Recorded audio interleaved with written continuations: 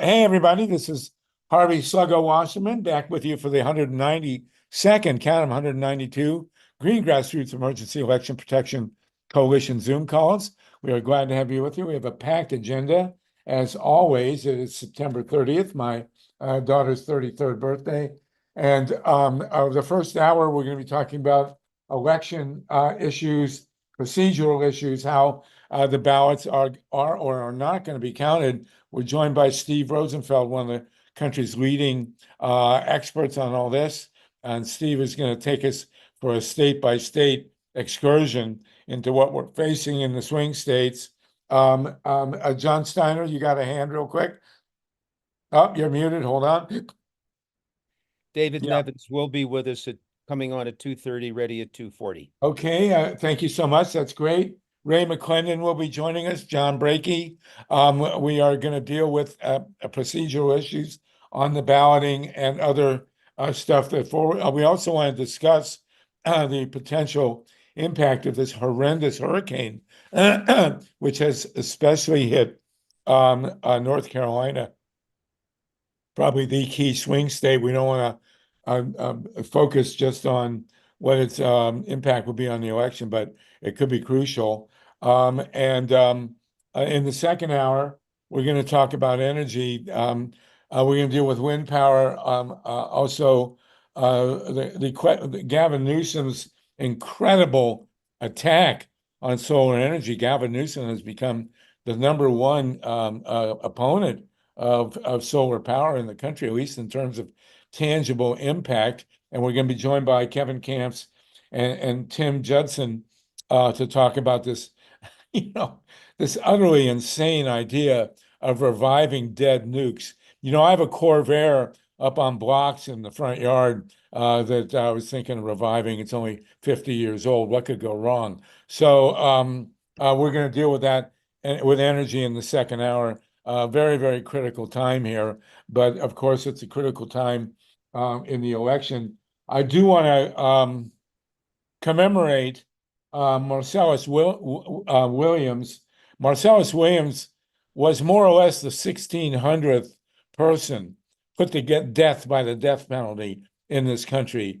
And I just want to wonder out loud here how anyone can claim to be pro-choice and I'm sorry, pro-life and simultaneously support the death penalty. I mean, this is a nonpartisan shout out. I mean, you got 6 justices, so-called, on U.S. Supreme Court who are vehemently opposed to abortion, to women's reproductive health care, and claim to use the term pro-life. And then they have just, within the last week, turned down all the appeals to spare the life of Marcellus Williams, whose alleged victim, the alleged victim's family asked that he not be executed, and the prosecutors involved with the case asked that he not be executed, and yet the so-called pro-life Supreme Court that were so sanctimonious about protecting the lives of the unborn go ahead 6-3 and approve the execution of Marcellus Williams. So I'm completely outraged by this. There is no excuse for the death penalty whatsoever. All it is legalized murder. And, it's just, to me, completely outrageous. Steve Caruso? Yeah, so Friedman last week had a show about Trump's retribution and all the things that he did while he was in office and iterated them out. And it was like, yeah, that's exactly what happened. And now there's the premonition he's going to do it again. Of course, not a premonition, but an actual happening. He's planning it if he gets into office. So, okay, all those things that you see going on as retribution in our society are on the increase. And this is just something else we have to fight with, obviously. Thanks. Okay, and we are technically nonpartisan. I will highly recommend the very nonpartisan cold opener to Saturday night's Saturday Night Live show. It was very funny, and I'm glad to see Maya Rudolph back playing Kamala Harris. So if you want to laugh, and it was definitely a nonpartisan laugh, you can go ahead and take a look. We have 32, 33 people with us, and we want to go in with Steve Rosenfeld. Steve is one of the, and we're going to deal with the mechanics of the election, which has been our theme. We're also for more than 4 years now, and we are joined by the great Ray McClendon in Georgia. My condolences on the Falcons. It was a good game, though. Let's go ahead, Steve. If you can give us what you know, state by state, what's happening with the protection of our elections, that would be really great. Well, hi, thank you for inviting me to do this. Let me start very succinctly by just saying what I think is the overall landscape in the swing states, and then we can talk about different states as people have questions. So it's not a one-way, like a one-way conversation here. So, what is the landscape in the states? And there's really two things to look at. There's the legal landscape, which is what's going to happen in courts. And there's the administrative landscape, which is who is actually has power to rewrite the rules and procedures at the last minute. So if you look at today's New York Times, print edition, online yesterday, there's an outbreak of litigation in all of the battleground states. And most of this is stuff that it's a sign of desperation by people who are afraid of losing. And there's some on the Democratic side that says, let's try to figure out ways to get more ballots counted, but mostly it's put forth by the Republican National Committee. And then there's in every presidential swing state, with the exception of Georgia, the people who control the election apparatus are non-Trump Republicans or Democrats. So that, and I'm talking about secretaries of state, attorney generals, governors. There are Republican legislative majorities in some of those states, but the people who control the apparatus are Democrats. And several of those states, Michigan, Wisconsin, Nevada, they have same-day registration. So that's all very positive, and that's overlooked in the mainstream media for the most part, because there's the fear that something will go wrong and something will have traction. So what's likely to happen? I think we have to just understand that the speed of claims and falsehoods that do not have to be backed up by evidence will be lightning fast in the media, whereas what happened, or the court of public opinion, versus what happens in courts of legal opinion, where you have to present evidence, and there's going to be a gap in that period. And in most cases, what the Republican National Committee is doing is they're making the same arguments with somewhat new details. And if they don't do anything different than the past, they're going to lose.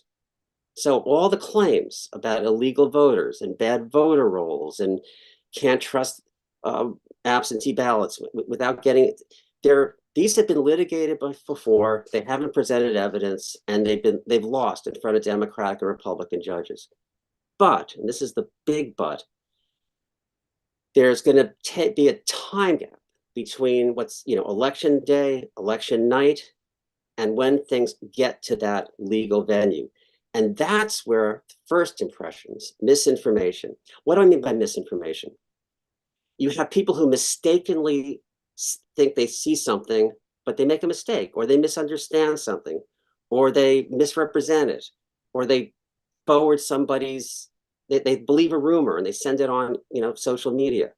And then there are people who contort and distort and lie intentionally. So the speed of all that stuff is going to be really fast, and it's going to be a void that it will fill between the time these elections are actually settled.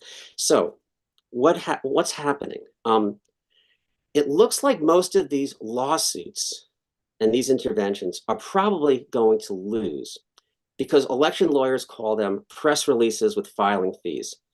But they are designed to manipulate press coverage, where the press will say a lawsuit has been filed, and then it's like false equivalencies. They'll say, okay, we got to have the pro and the con. Well, one side is making up stuff and another side is trying to defend facts, and the public will get lost on the details. Some judges are likely to rule in favor of the election deniers. We saw this in Michigan in 2020.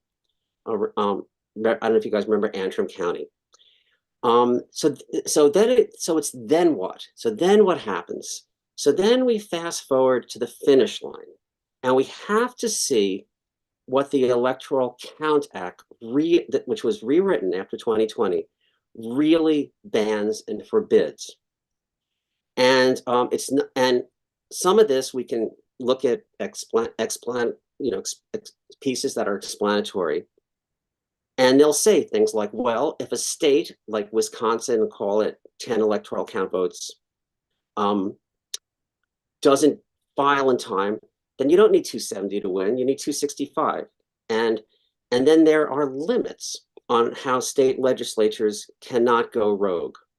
They have to have their slate of electors for each party in place on election day. And if they try to change it, it can be taken to court very quickly and it can be challenged in Congress. But a lot of that has not been tested, which is a lawyer's dream. You look for stuff where you think, well, maybe we can just keep throwing stuff at it and maybe get our way. So I can go into different states, but really what you've got here is a tsunami of claims that are based on mostly old issues. And when you go to the state of Georgia, what you see is something very different. This is not lawsuits. This is the legislature gave election administrators authority to alter the rules, the procedures. And they're doing it at the last minute, not to make the process fairer or more transparent. They're doing it to create chaos, because they know that chaos, they're trying to manufacture issues and noise that can be used to discredit the process. If they didn't want to discredit the process, they would have done some of this stuff in the last 2 years, not the last 2 months of an election. So instead of just being so negative, I just want to point out that the solution here is higher turnout. Because there's been no statewide election since 2004 where the margins have been, when I'm talking about for governor, US senator, and president, where more than 500 or 700 votes have been reversed in a recount or a court challenge. You might remember Al Franken, that was less than 400 votes. So if the turnout is high, all these attempts to manufacture issues and these microaggressions that the people might want to turn into like macro constitutional crises will get washed away. And I'll just leave it there for now. If you want to talk about specific states and specific things, we can go into those weeds, but we really should just look at the big picture here. The legal landscape favors Democrats, except for Georgia. But there's going to be a big gap between election day and the time the facts come out. And that's where the misinformation and propaganda will fill it. Turnout is the solution. Okay, very interesting, Steve. And again, Steve is one of our great experts on this for the past 20 years. I was just talking with Ray about an hour ago, who pretty much agrees with what you're saying. Ray, you're in Georgia. I want to point out, by the way, of the 7 swing states, which are Wisconsin, Michigan, Pennsylvania, North Carolina, Georgia, Arizona, and Nevada. 5 have Democratic governors. The 2 that don't are Georgia and Nevada. Now, Ray, you're in Georgia. Do you want to comment on what Steve has said? He's mentioned Georgia a couple times. No, I substantially agree with what Steve has said. Without getting into the minutia, we need to stay at the big picture here about why this is happening. What's the objective? The objective is not integrity of elections, fair counts, any of that. The Republican and MAGA objective here is to sow chaos and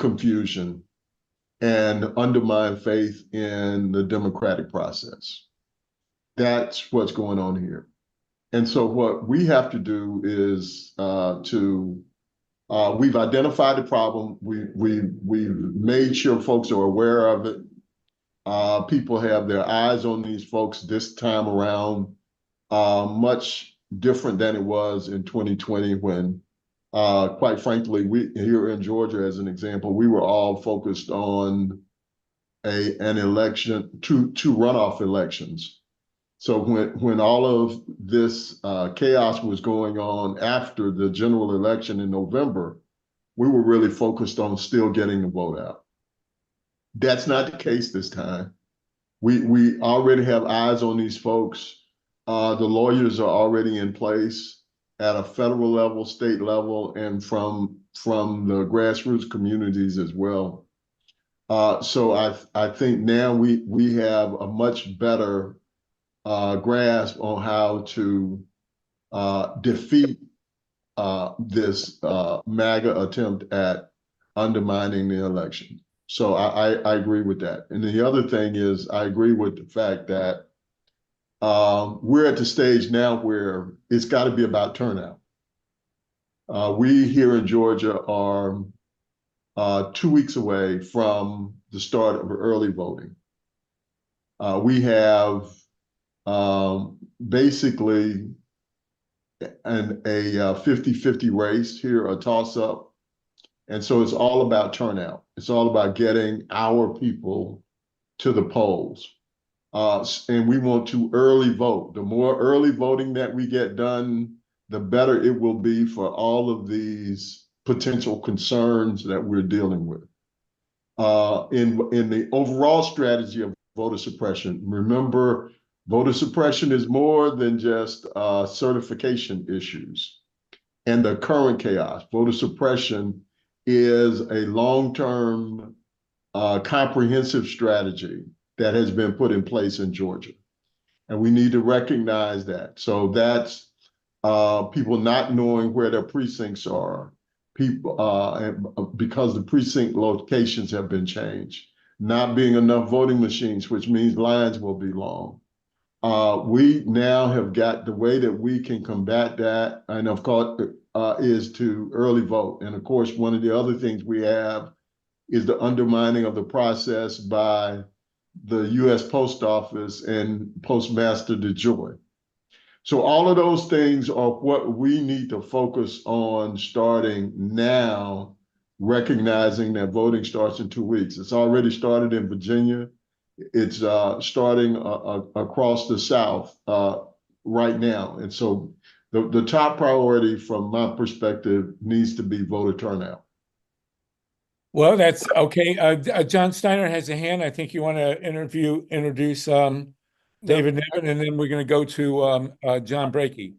Harvey, that comes a little later. Oh, okay, go ahead. 2:40, but this is for Ray and for Stephen. Ray, given what we've learned about the hitmen in Georgia and people being expunged from the voting rolls without their knowing it, and having read what I think is accurate, but it may not be, over 700,000 voters in North Carolina being removed.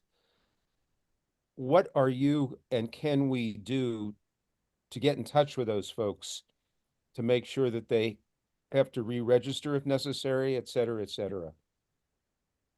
Well, you got to get messaging out, not just to them, but to all voters, because you don't really have the information on those files. I don't know how the files are set up in North Carolina, but it's difficult to identify them. So what we're doing here in Georgia is a part of our process is when we're approaching anyone, we're telling them to confirm their voter registration. And if there is any question with it, to re-register. So the voter purges are something that we deal with inherently in our messaging and the way that we deal with voters is there's something here in Georgia we call My Voter Page. So when we engage voters, whether they're registered or unregistered, is to get them familiar with the My Voter Page, which gives them an indication of whether or not they are on the rolls, still on the rolls, or in an active status. If it's the same case as it was in Georgia, what they do is they eliminate those voters who are in inactive status, meaning they have not voted in a couple of the most recent elections. And Ray, Wow. does the state Democratic Party jump in to work with you on that? Would we assume No, there's no, they don't. any reason why not? Because they're Democrats. That's why. You know. And do we assume whatever efforts can be done or similarly being done in North Carolina and the other battleground states? I don't know. That's a better question for Andrea. She's closer to that. Well, we will have we'll invite Andrea Miller to join us next week. Another question before we go to John Brakey. This hurricane has absolutely devastated North Carolina and Florida. My sister-in-law lost her house in St. Pete. And so certainly Florida and by way Georgia, North Carolina, I don't know about rural Georgia, have been devastated by this hurricane. What impact do we think that's going to have on the voter turnout? Well, I think it's going to have the biggest impact in Florida and North Carolina, as you mentioned. Georgia, we have some challenges, primarily south and east. Fortunately, Atlanta, the metro area, got out of it pretty much unscathed. We had some power outages, probably about between 50 and 100,000 power outages in the area, but the storm veered more to the east, and the storm, as any of you know that follow hurricanes know, it's really the northeast quadrant of the storm that packs the most power. And since it veered east, we got some of the westerly winds that are not quite as bad and not as much rain. So we got out of it with some damage, some flooding, but nothing compared to what happened in places like Savannah, Augusta, and Valdosta, where it came. Valdosta, for those who don't know, is Lowndes County. That's down on the Florida-Georgia line, and it's about maybe 50 miles or so from where the eye of the storm came into Florida. So they got hit very hard. That's where the orange one was today. And by the way, he was soaking up resources unnecessarily, telling lies about the Governor Kemp could not get in touch with the President Biden, etc. So it was just a fiasco to have him in Valdosta, Georgia, earlier today with Franklin Graham complaining about the response while he's in the process of soaking up first responder resources for him to come in and have a press conference. Unbelievable. I want to remind people also that the balloting in North Carolina was disrupted by Bobby Kennedy, who insisted. I don't remember if he wanted to keep his name on it. I think they wanted to remove his name, and then he turned around and sued in New York to keep his name on the ballot. But North Carolina was forced to reprint and send out a whole new round of ballots.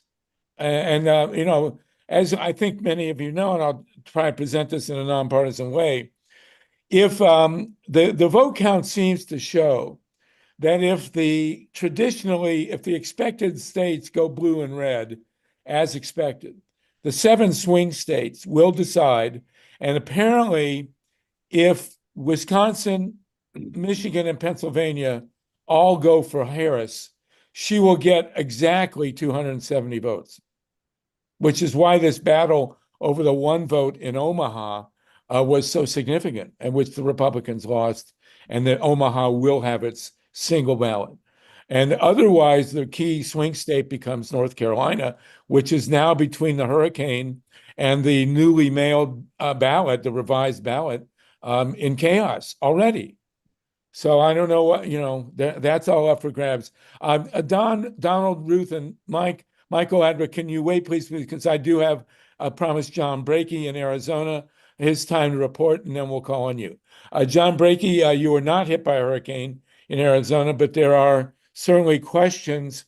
We have 41 people on the call, and of course, we are live streamed. What is going on with the process in Arizona? Well, fortunately, we're not like Georgia, because, Georgia does stand in a particular strange place. Our Board of Elections are the Board of Supervisors, and these are elected officials with staffs. And yeah, there was some noise from them last section because they were put under a lot of pressure because there are certain counties that are very heavily Republican, and they were responding to their constituents, and maybe they got a little too far over. I don't think that's going to happen again. But I do believe that there is problems. And I think the biggest problem that we're going to have is this, what I got to put on the screen. This I found on a Republican site, not the part about the absent and transparency. It's the bottom part. In the 2020 election, the frame by the Republicans was very childish. It was rigged. It was rigged. In the 24 election, their claim is going to be a non-audible election bears the full prescription of fraud. And all of these things we do because, we live, if I was on the board in Georgia, I would have voted no, you can't do it because you came too late, okay? But there are concerns there. They are using ballot marking devices. And sometimes people will vote with that ballot marking device, okay? And then they'll walk out with the goddamn ballot because they think their vote got recorded. And realistically, it is the duty of that precinct or voting center to say, if we had 600 voters, do we have 600 ballots? In Arizona, we usually have one or two more, maybe, okay? Because somebody was forced to vote a provisional and then they snuck around and snuck it in the box. You see what I'm saying? Usually they'll find that because it's a folded ballot and they'll remove it is what they'll do. And but in Georgia, your boards are not impartial because the way they're appointed.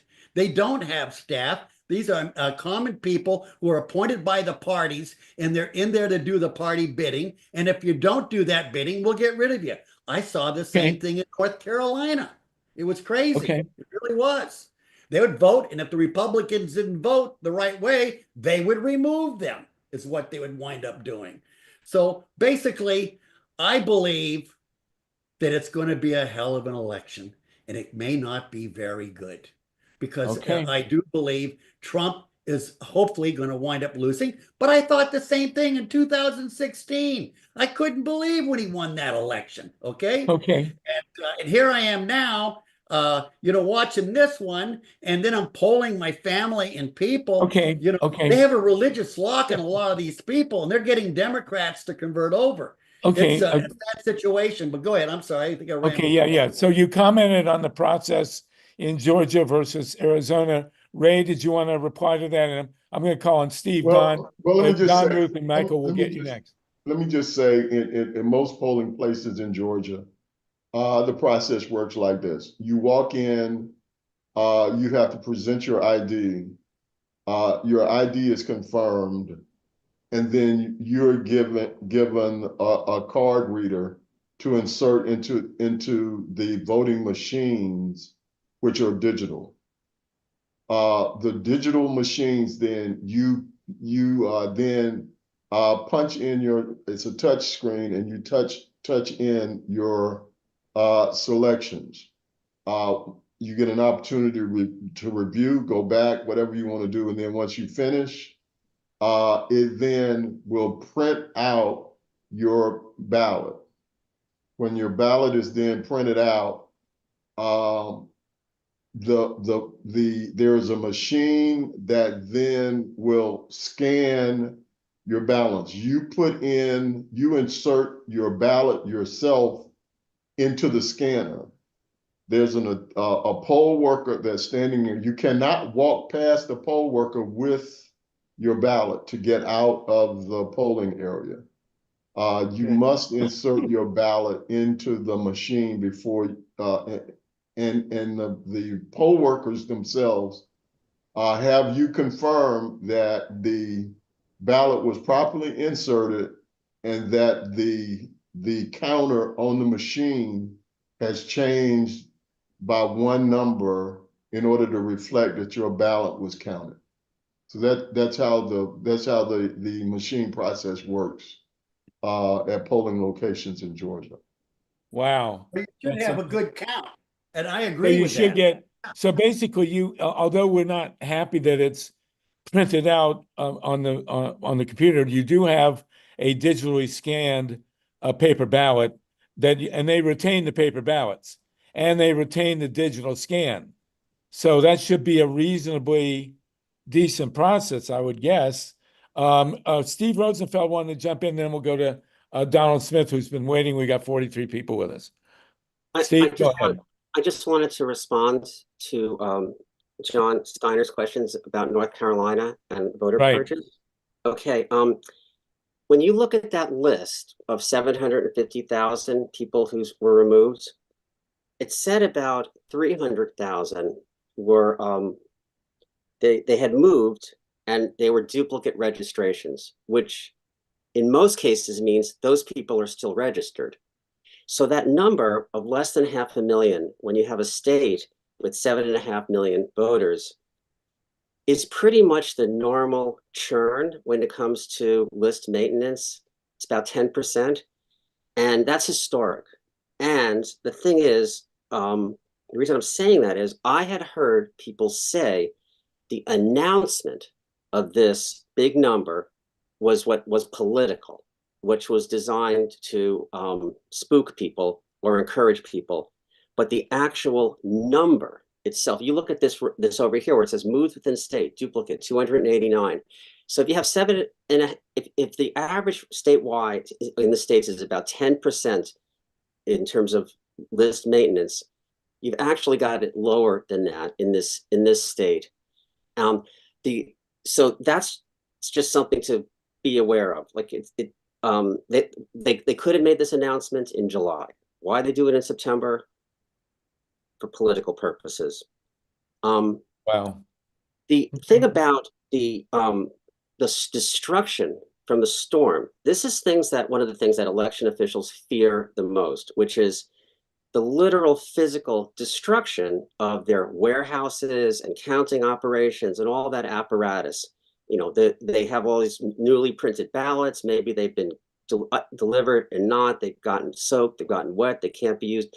It's too early in terms of looking at the election press and the election trade blogs and listservs to know exactly what the damage may be.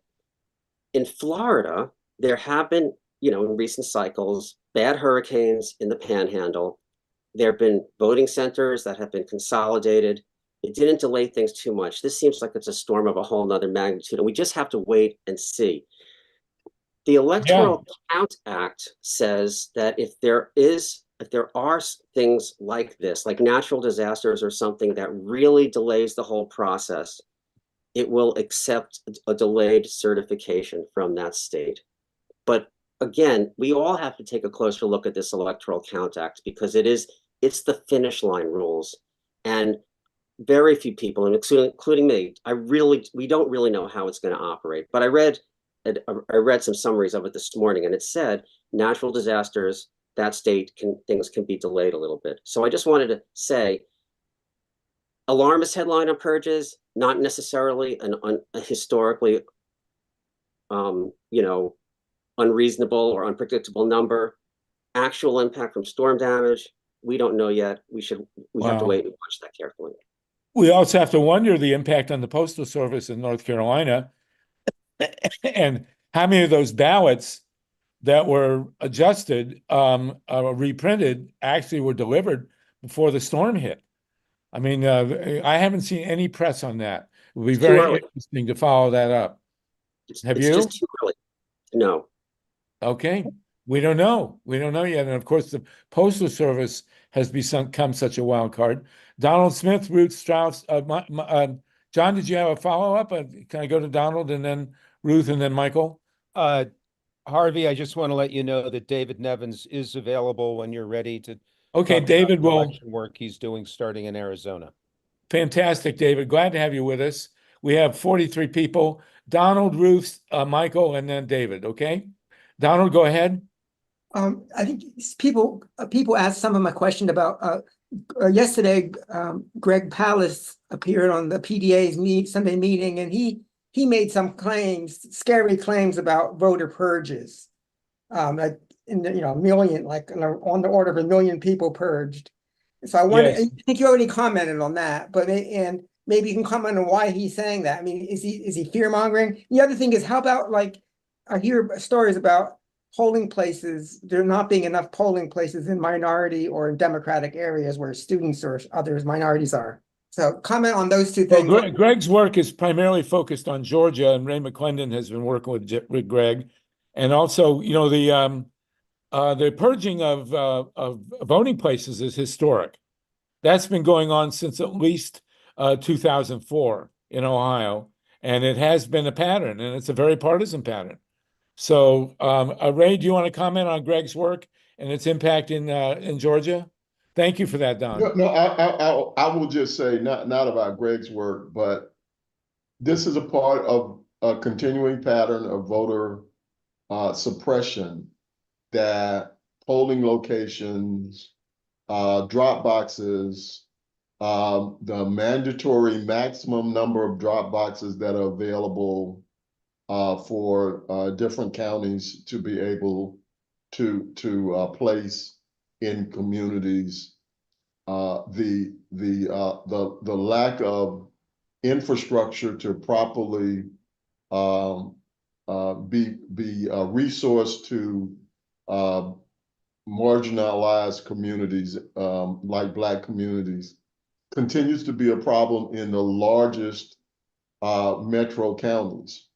In the rural counties, the issue is that counties can be large, and if they only have one drop box location and 1 or 2 polling locations, typically those are in the county seat, then that means that people have got to drive a long way to live out in the county in order to go vote. So those are issues that are a part of the legislative strategy from SB 202 and SB 189 that 202 passed a couple of years ago. 189 is past year, that are part of the overall voter suppression strategy of making it more difficult to vote. So that's the bigger issue that we have when you get beyond just purging. It's a comprehensive strategy. The fewer polling locations you have, the longer the lines, the more frustrated people get, and therefore they get discouraged and they leave the line. So that's why we have things like parties to the polls, where we set up away from the polling location, because that's something else that they did, was to say that you cannot give water or food or anything to somebody that's standing in line to vote. So we have to set up at least 150 feet away from the polling location in order to be able to assist people. These are the kinds of things that we are doing in order to overcome the suppression tactics that are being employed legally. It's unbelievable they did that. Thank you for that, Ray, and thank you for the question. Ruth Strauss, Michael Adler, and then we'll go to David, and then we'll go to Mike Hirsch. Go ahead, Ruth. Okay. Don Smith, you need to watch Vigilantes. That's Greg Palast. He has 2 of them now, the most recent one, but the one before this documented. He has been uncovering voter purging since the election in 2000, and he's got all the goods. There was collusion between Catherine Harris and Chris Kobach. They were putting C's by the names of African American voters as people to challenge. there are now this thing, True the Vote, is doing a lot of voter challenging in Ray's state. So in fact, it's hysterically funny, but it's also upsetting. At the beginning of his new movie, he shows a woman who has individually herself purged 32,000 votes in or challenged rather 32,000 votes in Ray's state. So you need to watch that. And Okay. Greg is on the right side of history. But anyway, Ray, wink, wink. I heard Donald Trump on the national news just now say that he brought a lot of supplies to Valdosta. So I don't know what you're talking about. Wink, wink, wink. But I think anyway, he brought many of the paper towels that he failed to exactly. distribute That's exactly in what I was Puerto thinking. Rico. The He had ones some left left over over. from Puerto Rico that he gave Exactly. to I was Valdosta. thinking the Okay. same thing. But Thank you. anyway, Thank you. but wait. The real thing that I wanted to say is that I don't know how helpful this is, but in past elections, there were actually either by the ACLU or National Lawyers Guild or whatever numbers that you could call 800 numbers if you were or even texting on your phone if you were being challenged improperly or whatever. So anybody who knows anything about that or knows if that could be reinstituted, it might be a good thing. So Thank you, Ruth. anyway, Thanks yeah. for that. Thank you very much. Yes, that's great. Michael Adler in Topanga, and then we'll go to David Nevins, and then Mike Hirsch. Go ahead, Mike. Michael. Oh, you're muted. Hold on. And David Nevins, I'll unmute you. There. Go ahead. You're right. First, a brief comment in that a lot of the people who are being deleted as duplicates have different middle names.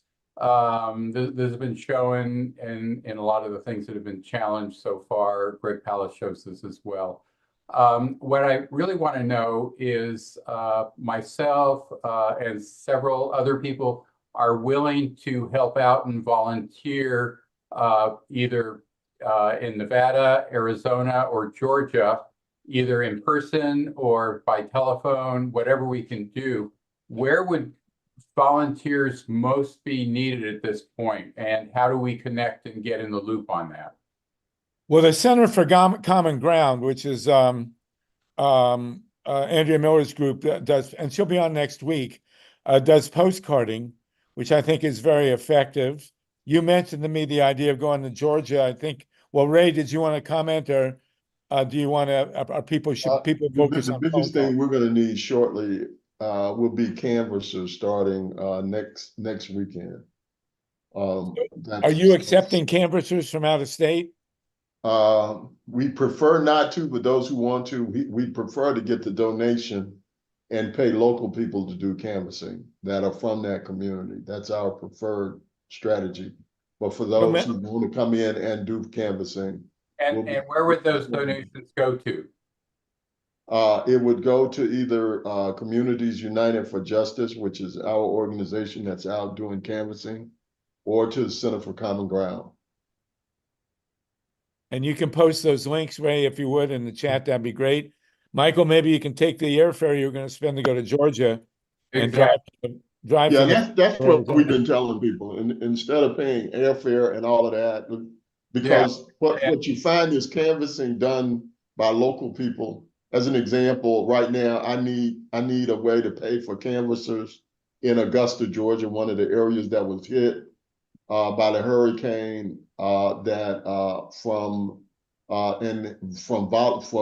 those who want to canvass from Payne College, which is a historically Black college and university in Augusta, and so we prefer to, instead of flying some people in and paying for them to actually pay those college kids to get out and canvass in their local community. That makes sense. If you can post those links in the chat, are you able to do that, Ray? Sure. Okay, I'll save And that. What you can do, Michael, is drive to Nevada, win a bunch of money at the crap tables, and then pay canvassers in Georgia. That would be a good trade-off. Well, I'm Nevada is also a swing state at this point, and Yes, very you know, much. if I can help there, you know, I don't know if you have anyone from Nevada today, but Well, John Brakey's in Arizona. John, are canvassers going out in Arizona? Yes, they are. And do you have a way? Well, Andrea's common ground. I don't think Andrea's actually working in Nevada or Arizona. So if you have a canvassing group that can be supported, if you'll put their link in the chat, that would be great. Good. Okay, thank you for that. Thank you. John Steiner, do you want to introduce David Nevins? Thank you, Mike and Topanga. Appreciate that. You want to introduce David Nevins, John? I will do it briefly. David is a dear old friend. He co-founded and ran, again with a good partner of ours for many years, the Bridge Alliance, which was in many ways still is the major organization in the healthy democracy bridging field, coalition of almost 100 organizations. He's also the energy and creativity behind the fulcrum, which I call the Associated Press of the bridging healthy democracy movement, plus a lot of other things. And David's going to share with us two things. Firstly, the election overtime project, which is actually starting, I think, in Arizona next week, going to other states, but also athletes working on college campuses to get kids registered and voting. David, over to you. David, go ahead. Yeah, well, thank you, John, for the kind remarks. I'm going to talk quickly because I'm out of time and I got a lot to say. The fulcrum.us, we reach about 400,000 viewers a month, plus many, many more, because a lot of our writings are picked up in local newspapers around the country. If anybody wants content related to the election, Ray, for example, if we can be of help to get the word out, email me directly at dnevins@fulcrum.us. That would be fine. Glad to do so.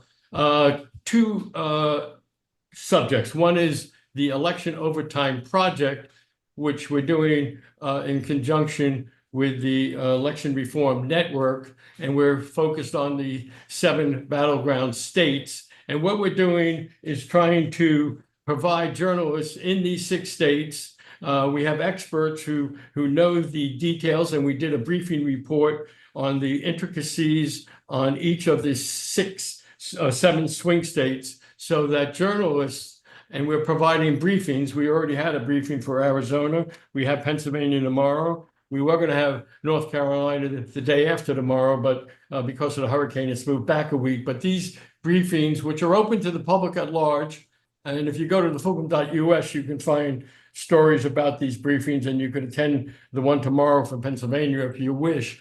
They provide specific information to journalists on the intricacies of the overtime process in every state. Citizens should not fall for the narratives that are going to happen. In a football game, to use a metaphor, if there's an overtime, everybody knows the rules. Everybody accepts the rules in a football game. Well, it should be the same for elections, and we are going through that deep process. And I'll put a couple of links in chat. Here's one which will give everybody an idea. It's the Arizona briefing that we just had. And I'll put another one, which is a general, well, that's the one for now. But so that's one aspect of what we're doing. Anybody can ask me questions if they wish. And by the way, Stephen, who spoke earlier, is one of the great experts on the intricacies, and he's been a valuable resource to us. And I want to give a shout out to Stephen. The other aspect which someone spoke to is voter turnout. And I think I put the links already in, but we work with, I'm a strong believer in the impact of pop culture. We have to get people to turn out, because how many people are undecided at this point? And youth turnout is critical. And I think I put a link in chat already. I have a relationship, well, not a relationship, but a contact would be a better way to put it, with Lin-Manuel Miranda of Hamilton. They just produced a great song, which will put on a lot of youth to get them to turn out. And we're working hopefully with them to amplify and scale that message. We got to get the young people to turn out. The other major project I'm involved in, and I could speak to if anybody has questions, is the Engaged Athlete Fellowship. And I think I already put a link in chat on that as well. We have athletes from all over the country trying to get their top stars of sorts on their campuses, and they are trying to get students to turn out. They're not telling them who to vote for. They're just telling them the only thing they're partisan about in representing us, they're partisan for democracy, and they're trying to get students to turn out throughout the entire country. I'll stop there if anybody has any questions. Well, I've seen that Lin-Manuel video. It's really great. If you can post a link to that, that would be good.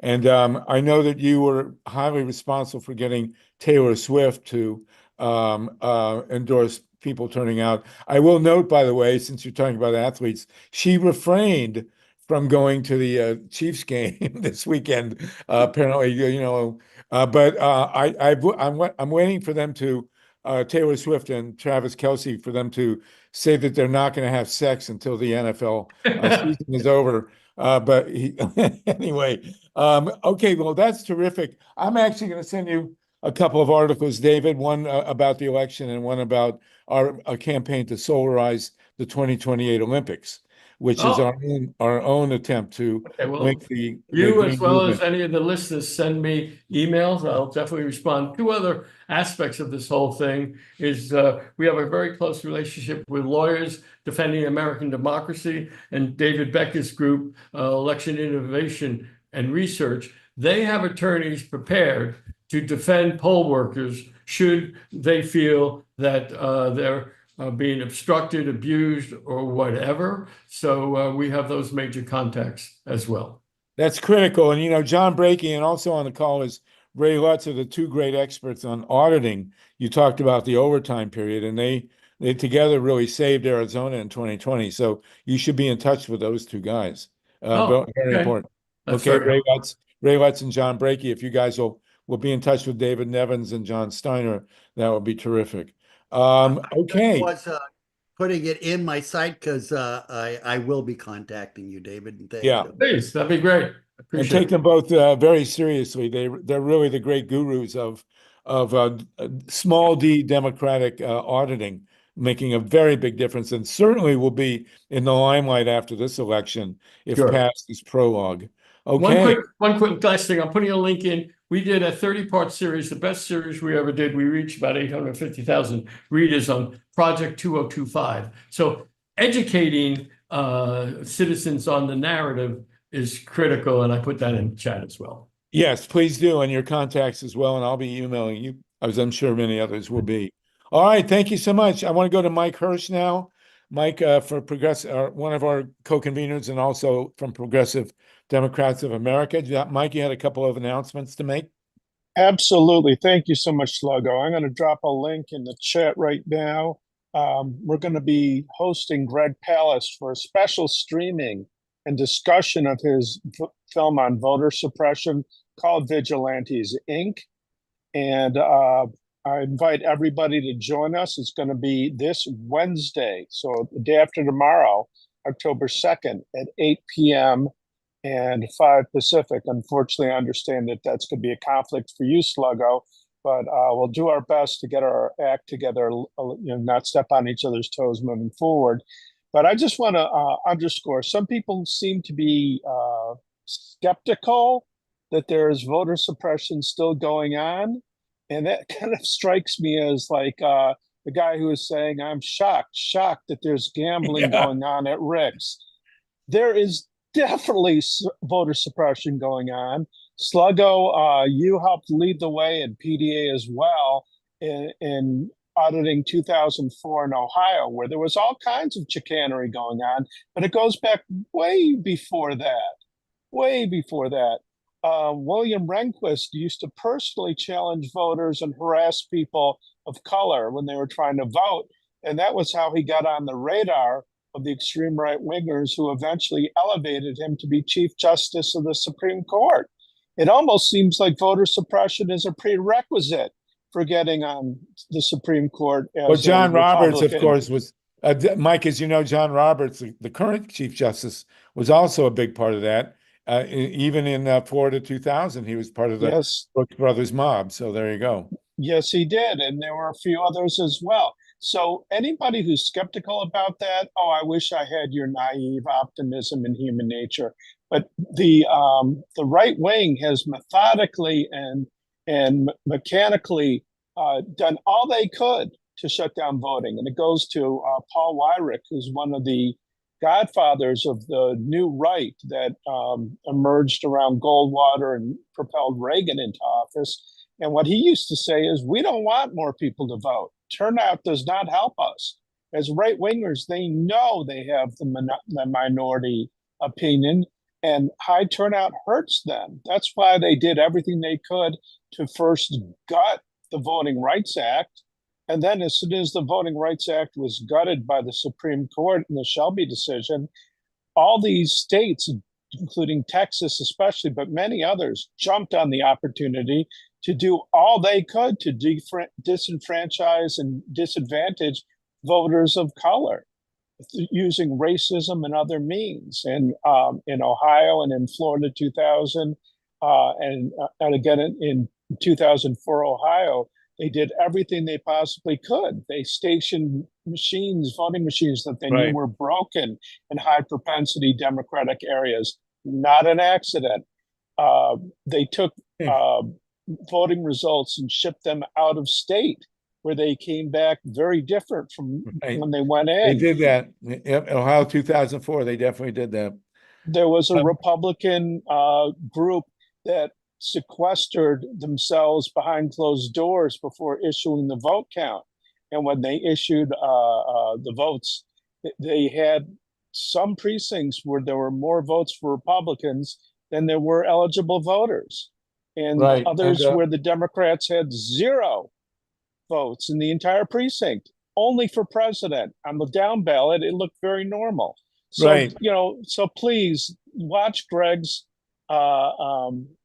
movie, listen to all of us who are warning that not that this may go on or may be going on, or we're afraid that it's possible that maybe it could be. This is stuff that they've been doing year in, year out for several decades now. And it goes back to challenging people of color and saying how many jelly beans are in the jar before they let them vote. Exactly. So, and in Ohio 2004, Steve Rosenfeld was part of that. We co-authored a book called What Happened in Ohio that was published by the New Press. Steve, you got to go, and then we'll go back to Ray, and then we're going to move on to energy. But David Nevins, thank you so much for that. We will be in touch with fulcrum.us. Steve, did you want to make a comment, and then Ray, and then we'll move on? I would just say one thing that's people ought to keep in mind here. 2024 is not 2004. We got to be careful about not focusing on older narratives when newer stuff is going on. So what do I mean by that? If you go to the election education channel on Telegram, you will see how the Trump election integrity activists have really targeted and identified every step in the process, stuff that we did not know about in 2004. We didn't even know the names of these things. And we're on our second completely different set of computer systems, computers and software since then.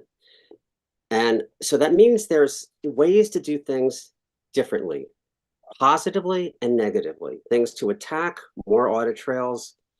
We got to really focus on what is the current threat. And I'll just leave it at that, because, if we just keep saying voter suppression and voter purges, we're missing what the RNC is doing and about to focus on now. We got to look at the litigation. We got to see what the targets are. We got to see what may or may not be impactful. We got to look at the rules where they have people in positions of authority who are sort of making last minute. They're like changing, the refs are changing the rules at the last minute. That's what we're heading into. So I just want to just leave it there. I thank you. The good news, again, is that in just about every swing state except Georgia, Democrats and non-Trump Republicans control the apparatus. And in Georgia, where so I just want to leave it there because, this is not going to end on election day. We may not even know the unofficial winner until a few days after that. And then the litigation, if Trump loses, of course, it'll come. If he wins, it will be, there's no problem whatsoever. But anyway, I just want to encourage Thank people. you. Well, just to and we look will follow forward, your not coverage. backwards.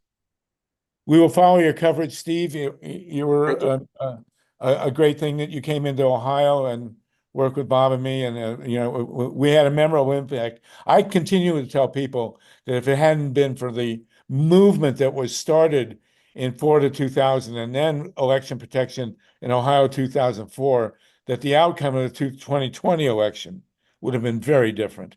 And so, forewarned is forearmed. We're in a whole other world in terms of awareness of fair elections. Also, with John Brakey introducing digital scanning, a very, very big deal. This is a movement where we have had a very tangible impact. And we have no excuses now this year for any election theft that happens. We have 50 people with us. Ray McClendon, did you want to enter in a last word before we go to our energy discussion?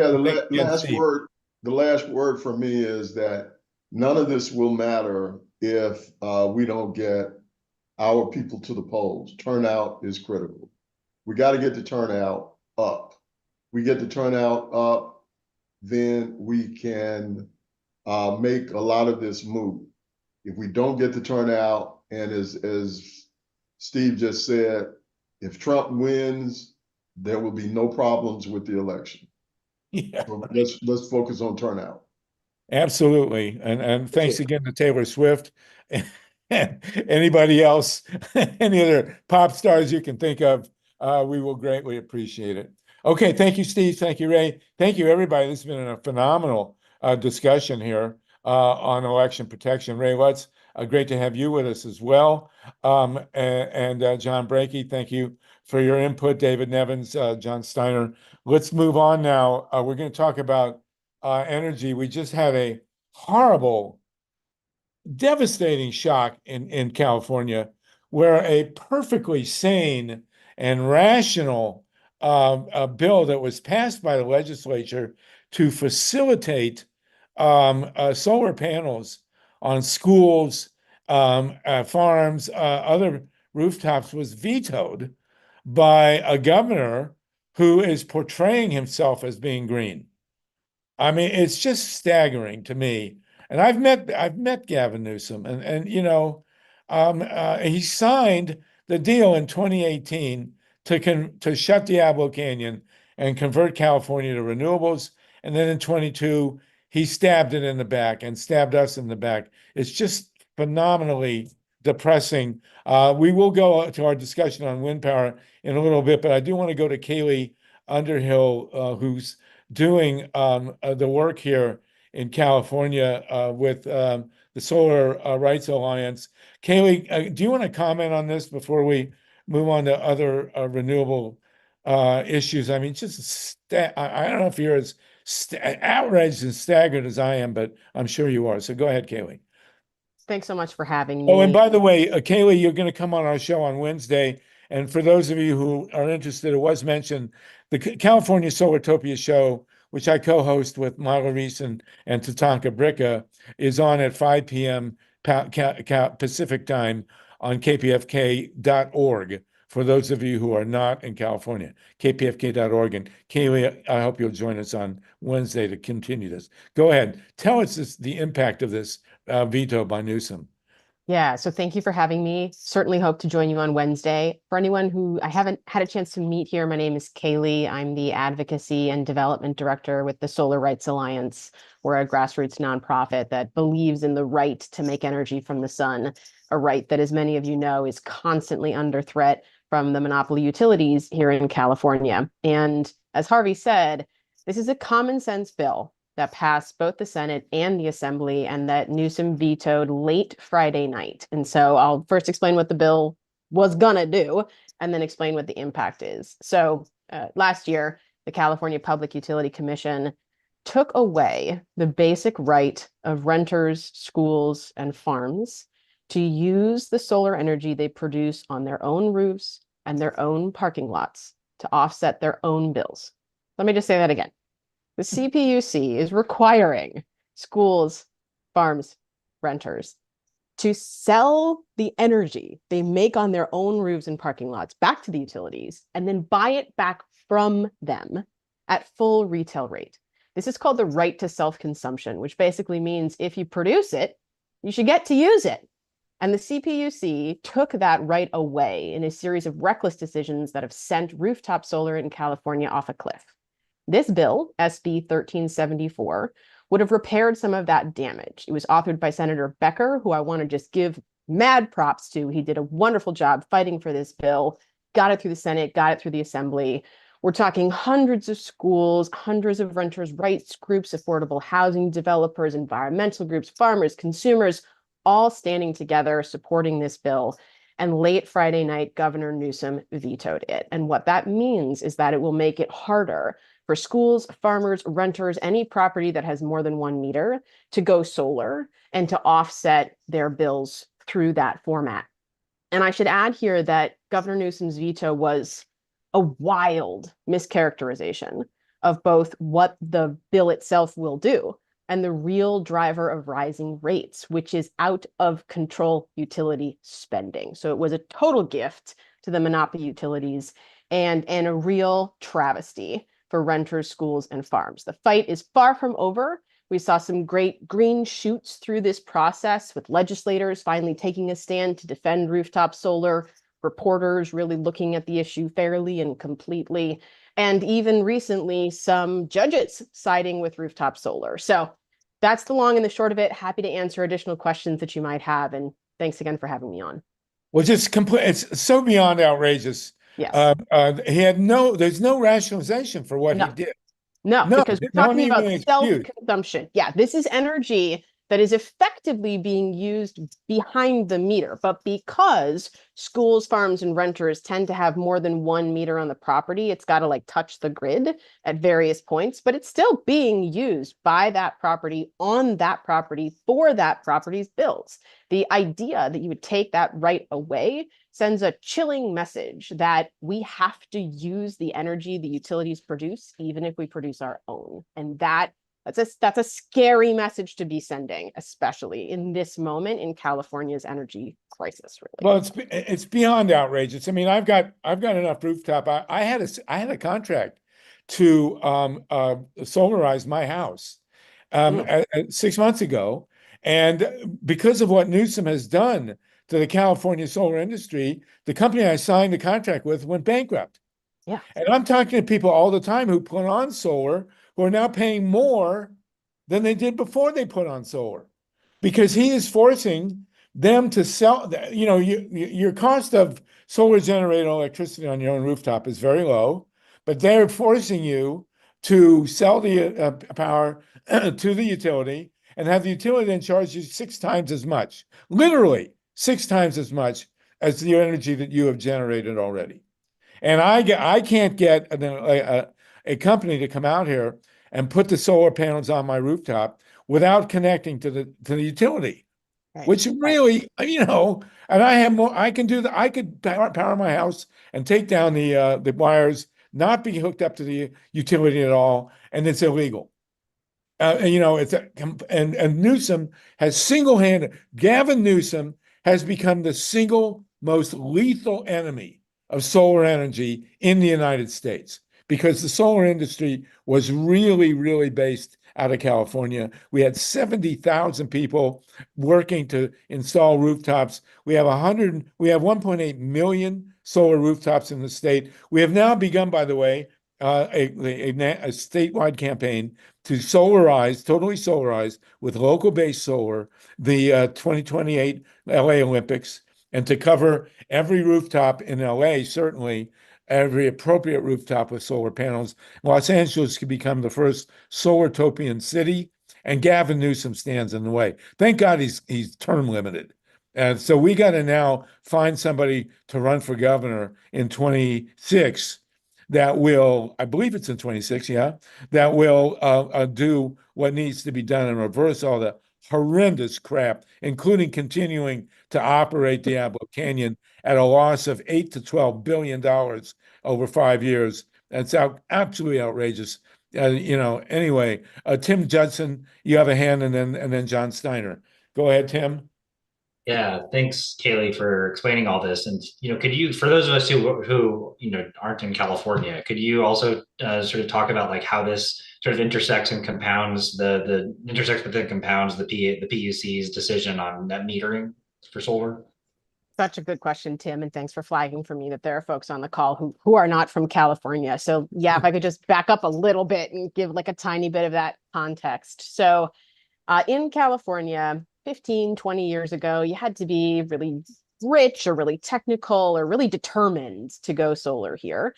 And solar really took off in 2006 with the Million Solar Roofs Initiative and net metering, which for anyone who's not familiar, the concept is that the sunlight hits the solar panels, the panels power the home in real time, and there's usually a little bit of extra energy. And that extra energy gets sent back to the grid, is used by your neighbor, and folks got a bill credit that was roughly equal to what that energy would be sold to your neighbor for by the utility. So it was never really a subsidy program. It was a bill trade-off. That's what net metering is, a fair trade for the energy you send back to the grid.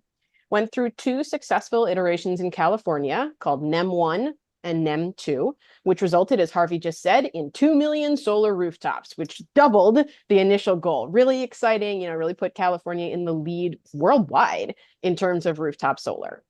Enter the California Public Utility Commission, 5 unelected members, all of whom at this point have been selected and appointed by Governor Gavin Newsom, who made a series of reckless decisions that have sent rooftop solar off a cliff.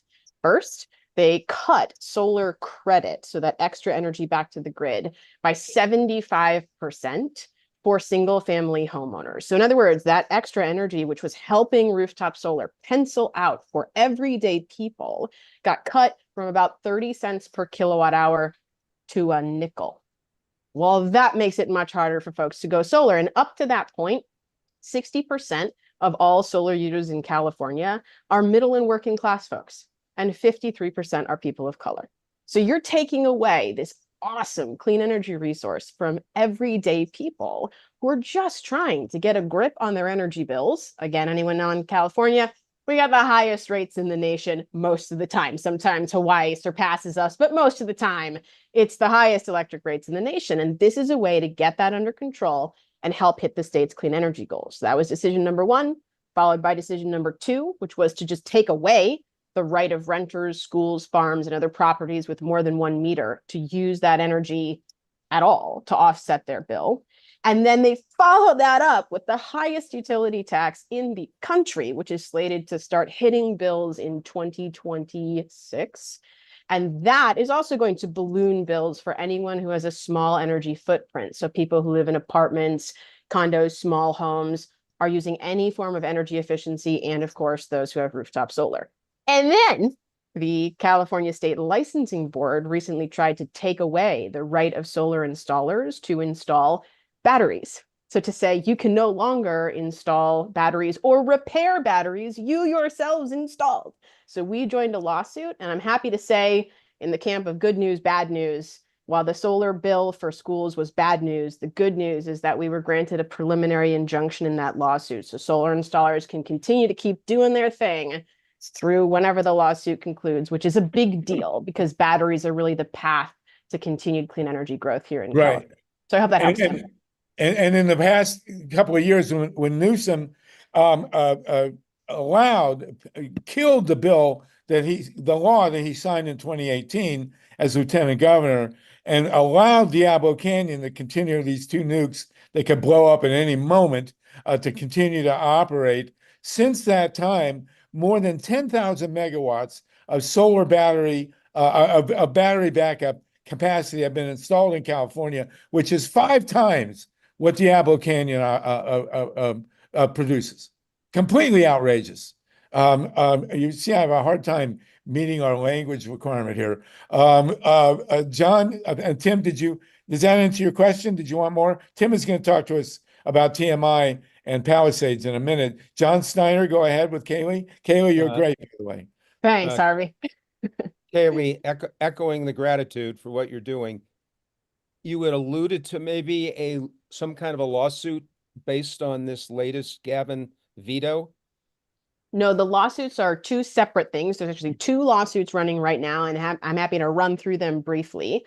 The lawsuit that I was talking about was against a different regulatory agency's decision. That's the one that would have, stopped the installers from being able to install batteries or repair batteries that had already been installed. And as a consumer advocate group, we were very concerned about the fact that that would cause a lot of folks to void their warranties, because if you had to get a battery repaired by an installer that didn't put it in, you would have to void your warranty. So that was really exciting. Honestly, that's a big deal that judge in this Superior Court sided with us. So that's number 1. Number 2, there is a lawsuit against that cut to solar credit for single family homes. We're not running that one. That one is being run by Center for Biological Diversity, Environmental Working Group, and Protect Our Communities Foundation. That one is sitting at the state Supreme Court, and it has not yet been given a date for a hearing. We'll let everybody know as soon as we hear more on that. And along the lines of, go ahead, Newsom John. Veto. Sorry, yes. On the Newsom veto, is there some principle of freedom that we have not yet used as a legal maneuver that could somehow be brought to bear on this? And it's just a question, and it came up as you were talking. It's a good question, John. I am not a lawyer. Solar Rights Alliance are not lawyers. We are a nonprofit consumer advocate group, but we do work with lawyers in coalition. I think at the root of your question is this a question about freedom? And the answer is absolutely. This is about the freedom to use the energy that we produce on our own roof. And but legally, you're saying, is there a legal... Is there a First Amendment right connection that we haven't tried yet? That's what I'm... Well, there's a Fifth Amendment, John. There's a prohibition against taking property. Right. And this is a taking. Clarence Thomas on a zoning issue was a big advocate of not allowing the government to take property. This is taking legitimately, independently generated electricity and turning it over to another private entity, for God's sakes. They're taking the electricity that we generate, and they're giving it to a private corporation. Yeah, they're taking away electricity that schools are generating for kids, and turning it over to PG&E, SoCal Edison, and San Diego Gas and Electric. Come on. If that's not a taking, outrageous. I don't know what is. But again, as someone who isn't a lawyer, John, I can't answer your question for sure, but I can say that if there is, if a coalition partner out there is listening, I think this question that Harvey has brought up about a property rights issue, I think that could be really interesting, potentially fertile ground for this. And I'd certainly like to hear about that. I have to say, I'm not a lawyer. Your attorneys and getting back to us. Yes, absolutely. Well, I'm not a lawyer, but I'm married to one, so I know all about the law. Okay, all right. Love it. So this is, I can barely contain myself. This guy has done so much damage. And I just read today, in Germany, they're installing solar panels on balconies. Yeah. They have like 500,000 solar panels on balconies in Germany. And what are we doing here in California? So we want the 2028 Olympics need to be 100% powered with local generated, every ounce of every electron of electricity in the 2028 Olympics should be generated inside LA County. And one thing, by the way, also there's a project, and it was on the front page of the LA Times. It was endorsed by one reporter and questioned by another one, where they've been cutting down Joshua trees to put solar panels in the desert. I would say that not a single solar panel should be installed in this country that is until all the available rooftops are filled. Harvey, can I speak to that for just a second? Do you mind? Yeah. I think this is actually a really important point for people to understand about why these big scale, often harmful utility scale solar projects are happening out in the desert while the utilities are fighting so hard to kill rooftop solar. So first thing to understand about that particular project, it's happening in Kern County. And I found myself wondering why on earth the Kern County supervisor allowed that project to continue when they're going to cut down mature Joshua trees, and a high school teacher discovered there's valley fever in the dirt. So you're going to expose these towns to valley fever as well. Turns out every single Kern County supervisor has taken donations from the monopoly utilities. So then why then are the monopoly utilities pushing for these big utility scale solar structures? Well, not only because they get to build them, but because they also get to build transmission and distribution poles and wires from those desert solar facilities out to the coast and other adjacent communities, and they get guaranteed 8 to 10% profit on all those poles and wires. And that spending has gone up 300% over the past 20 years or so, even though peak electricity demand has been flat. So when we're wondering why rates are skyrocketing, that's it. It is out of control utility spending that we then have to pay for in our rates. And that is the real driver of rates and the real thing we need to focus on to get under control if we want to see our rates go down. And the regulators have to do their job of following through. Outrageous. It's outrageous. I got a note from Kevin Kamps. Kevin, are you on? I just mailed Kevin the link if he's doesn't have it. Oh, there you are, Kevin. Okay, good. This is just outrageous, Cailey, and we Californians. I became a Californian in 2017, and LA has more, as Ron Leonard has reported and elsewhere. LA has more than enough appropriate rooftops to cover to turn LA into the world's biggest solar collector. Yes. And we can power the whole city and all the vehicles with local generated solar. So we've made the 2028 Olympics the target, and we want this nonsense to end, and we need to find somebody to run for governor who's going to reverse all the damage that Gavin Newsom did. He signed that bill in 2018 when he was lieutenant governor to shut Diablo Canyon and to replace it with renewables. The only thing that's happened since is that renewables have gotten cheaper, cleaner, safer, more reliable, and we've installed 10,000 megawatts of battery backup. I mean, come on. Okay, thank you. Stay with us, Cailey. Well, we got a hand now from Steve and then from Tatanka. We're going to talk about Ohio and wind energy a bit later, but we've got Tim and Kevin to talk respectively about Palisades and 3 Mile Island. Steve, did you want something relevant to this? And then Tatanka? Yeah, the unconstitutional taking of property has been superseded by pipelines and the oil companies coming through and just trying to put pipelines everywhere. So it's not technically superseded, but once they start that creep, then all bets are off. Generally, you got it. It's ridiculous. Pat Marida and Randi Pokladnik. I don't know how to pronounce it. We'll be here about Ohio Hydrogen Hub later. Thanks. Right. Well, Pat and if you guys can wait till we deal with Kevin and Tim, who've been invited for a while, we're going to talk about the insanity of these 2 nuclear plants. Tatanka, you're up near Diablo. You could be getting radiated as we speak, so I want to give you a quick shout out here. Go ahead. Well, I wanted to thank Cailey again for being such a clear communicator of what the issue and the problem is.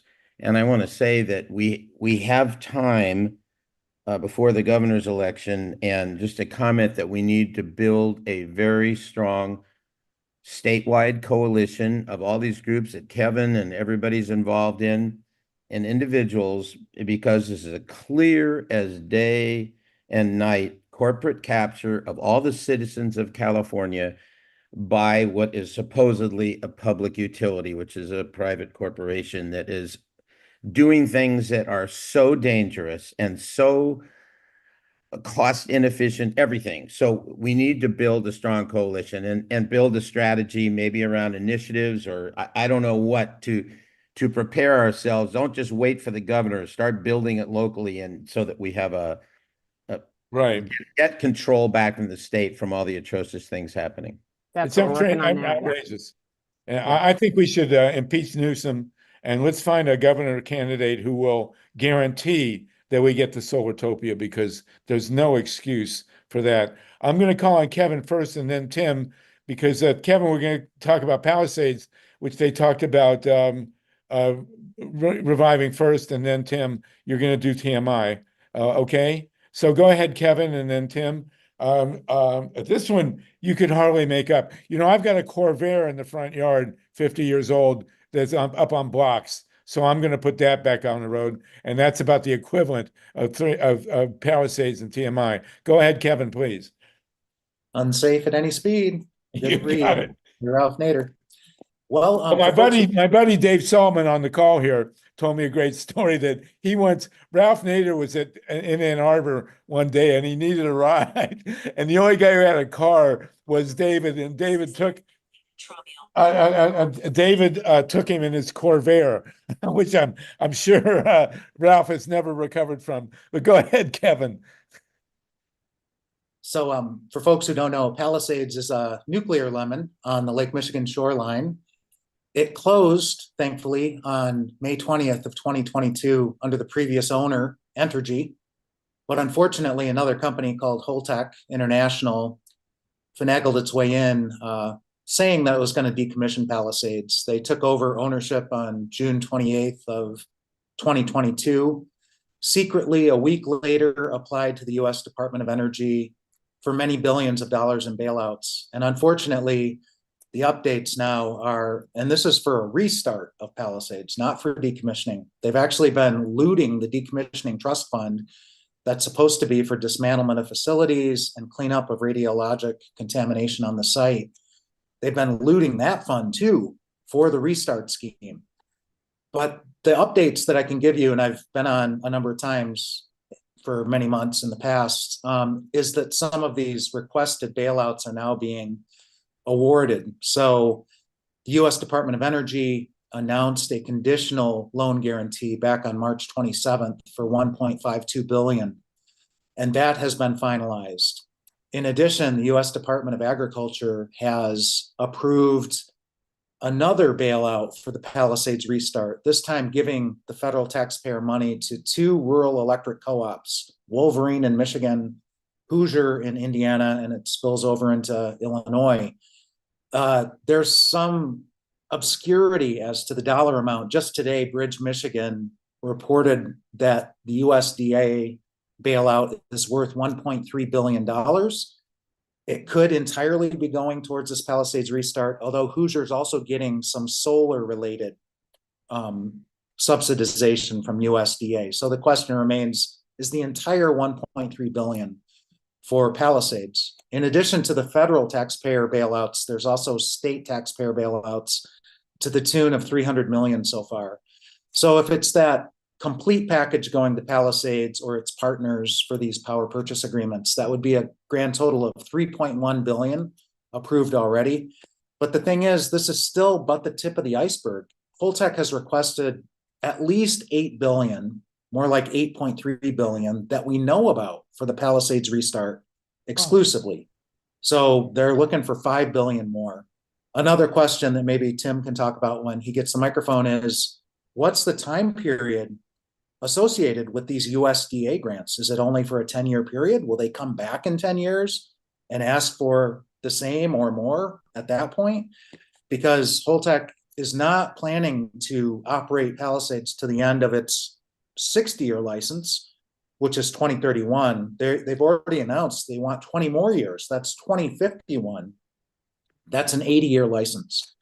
So in addition to all the bailouts that are happening, there's the question of the fact that they don't have an operating license. Entergy actually relinquished the operating license on June 13th of 2022.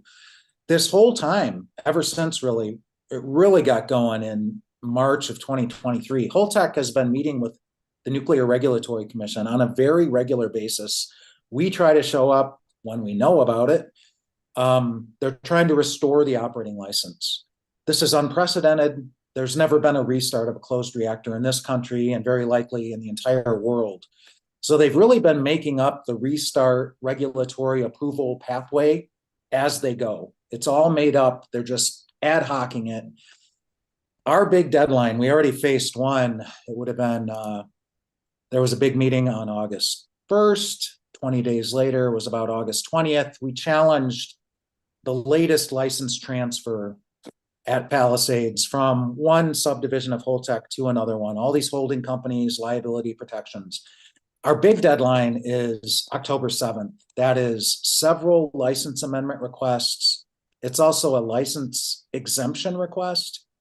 That exemption is the biggest license amendment request you can think of. It's going from shut down permanently to operational again. And they're calling it an exemption, which you can't challenge because it's such a piddly matter that you can't challenge it under NRC regulations and exemption. Well, it's the biggest license amendment request you can think of. So we're going to meet that October 7th deadline. We've got a great coalition of Beyond Nuclear and Don't Waste Michigan and Michigan Safe Energy Future. We're hoping that 3 Mile Island Alert of Harrisburg, Pennsylvania may jump into this Palisades proceeding.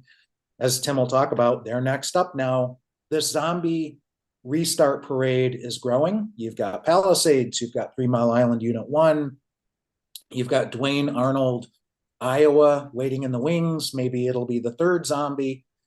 The thing about Duane Arnold is they had a very close call. I think it was August of 2019. It was derecho straight line tornado winds hit Duane Arnold, took out the electric grid, which is primary electricity for safety and cooling.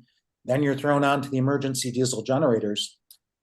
What wasn't known for months was that close call at Duane Arnold was a very close call. It was a 1% chance of a meltdown that day. They're supposed to keep it to a 1 in 10,000 chance at the worst. It was 1 in 100 that day. It was such a serious matter. And the only reason that ever came to light was a single NRC staffer who wouldn't let it go, filed differing professional views, differing professional opinions, got that word out as to how close a call it was. So all of these reactors I've mentioned, Palisades, 3 Mile Island, of course, Duane Arnold, these are infamously unsafe reactors just based on the past record. And I'll just close for now with the fact it's hard to get your head around this one.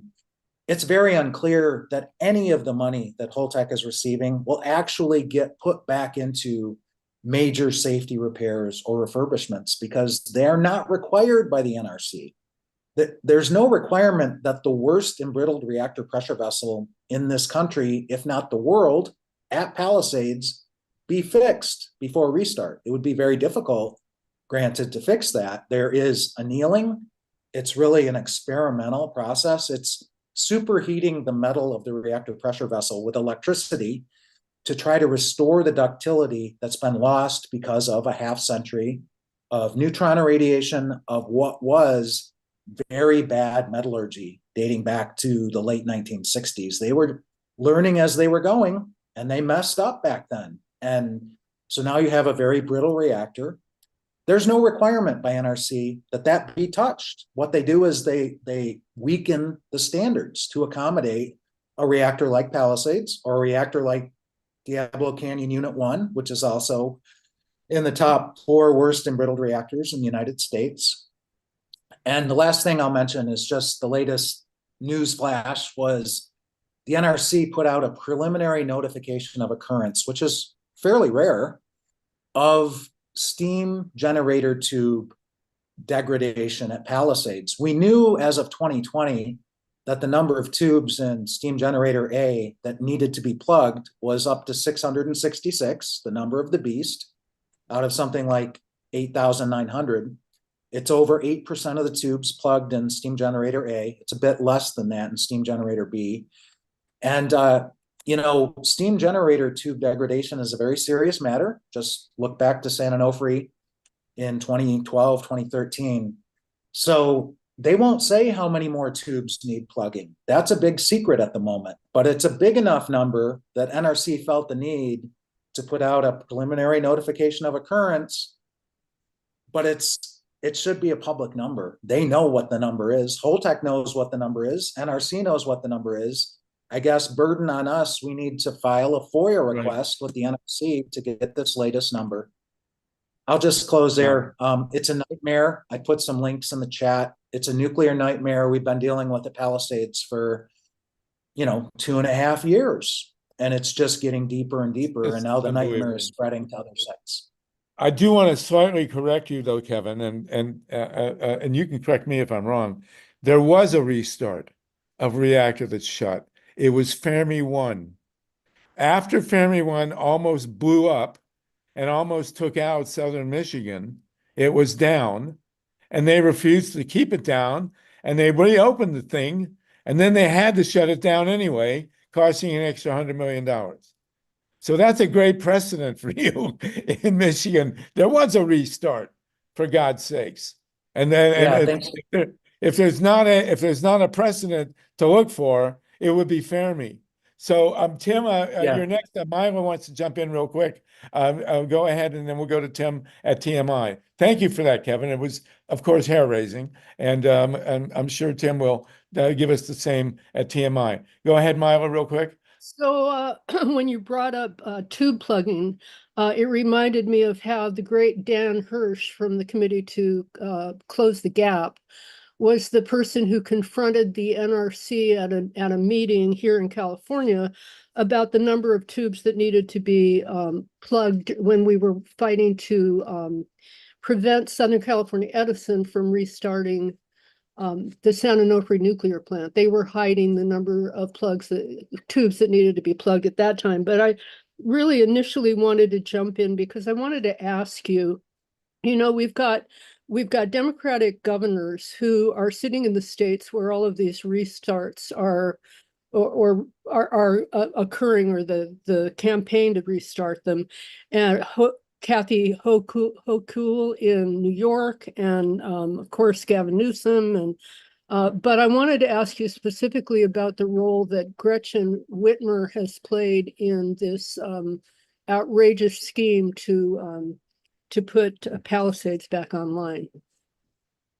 Yeah, Whitmer was the first to float the restart scheme. It was April 20th of 2022, ironically enough, a month to the day before Entergy shut it for good. And NRC Chairman Crowell later was interviewed and quoted as saying, "Why did proponents of restart wait till the last second to even say anything about it?" And what that has meant is just madness in terms of reversals. I mean, for one thing, Entergy had been given the go-ahead by the NRC to destroy documents because it was going to permanently shut down. And we objected at the time because there's so much to learn from Palisades for application elsewhere, just on the embrittlement issue alone, for one thing. So one of the things that's happened is quality assurance was lost for some period of time. Now they're trying to reestablish it. It's just incredible. But Whitmer floated that trial balloon. Her trial balloon for restart came about a week after Holtec CEO Krishna Singh floated the trial balloon of building SMRs, small modular reactors, at Palisades. I was just about to stick it in the chat. The current proposal is 2 Holtec SMR 300s. That's 300 megawatts electric each. So that'd be another 600 megawatts in addition to the 800 megawatt zombie reactor, almost doubling the nuclear megawattage. Those are not small reactors. Harvey brought up Fermi Unit 1. We almost lost Detroit. That was a 67 megawatt electric reactor that had a partial meltdown, and we almost lost Detroit. These 300 megawatt electric SMRs, each one is 4.5 times bigger than Fermi Unit 1. And again, ironically, Big Rock Point in northern Michigan, which is Palisades' sibling reactor site, also closed, supposedly decommissioned. It's still very contaminated, still has the high level waste there. That is also 67 or was 67 megawatts electric. They want to build more SMRs up there. Big Rock Point, despite its small size relatively, was one of the worst radioactively polluting reactors in the country because it was a big experiment, or a small experiment. They had huge releases. We were able to calculate over 3 million curies of radioactivity released, according to the company. And that didn't have data for the first operating years, which would have been probably pretty bad. So that's a conservative number as to how much got out at this very small reactor called Big Rock Point. Well, we're calling him now. We're It is. referring to. Well, Whitmer is, Michael Keegan has said, this is a millstone around her neck. This is her baby now. This was her idea. So God forbid the worst happen. That's what we're most worried about. I mean, the ratepayer and taxpayer bailouts are horrible. It's horrible. But the safety risks are what are really causing us to lose sleep. Well, at this point, we're calling SMRs silly mythological reactors. And we've got Tim Judson now.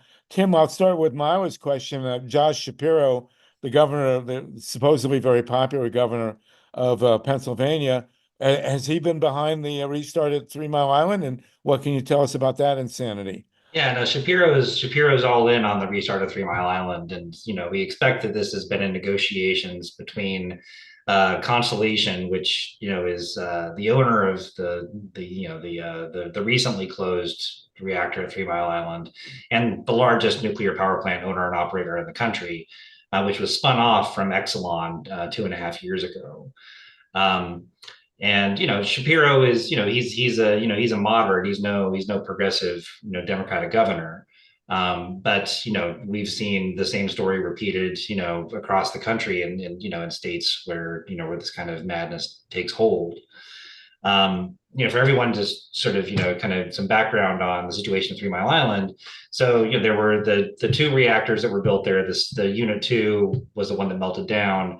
Unit 1 was restarted against the objections of the whole community a few years later, but had become one of the most unprofitable reactors in Exelon's fleet by 2016 or 2017, and similar to a lot of other states in the Northeast and the Midwest, Exelon and First Energy had threatened to close a bunch of their reactors in Pennsylvania in 2018 if the state didn't authorize a bailout.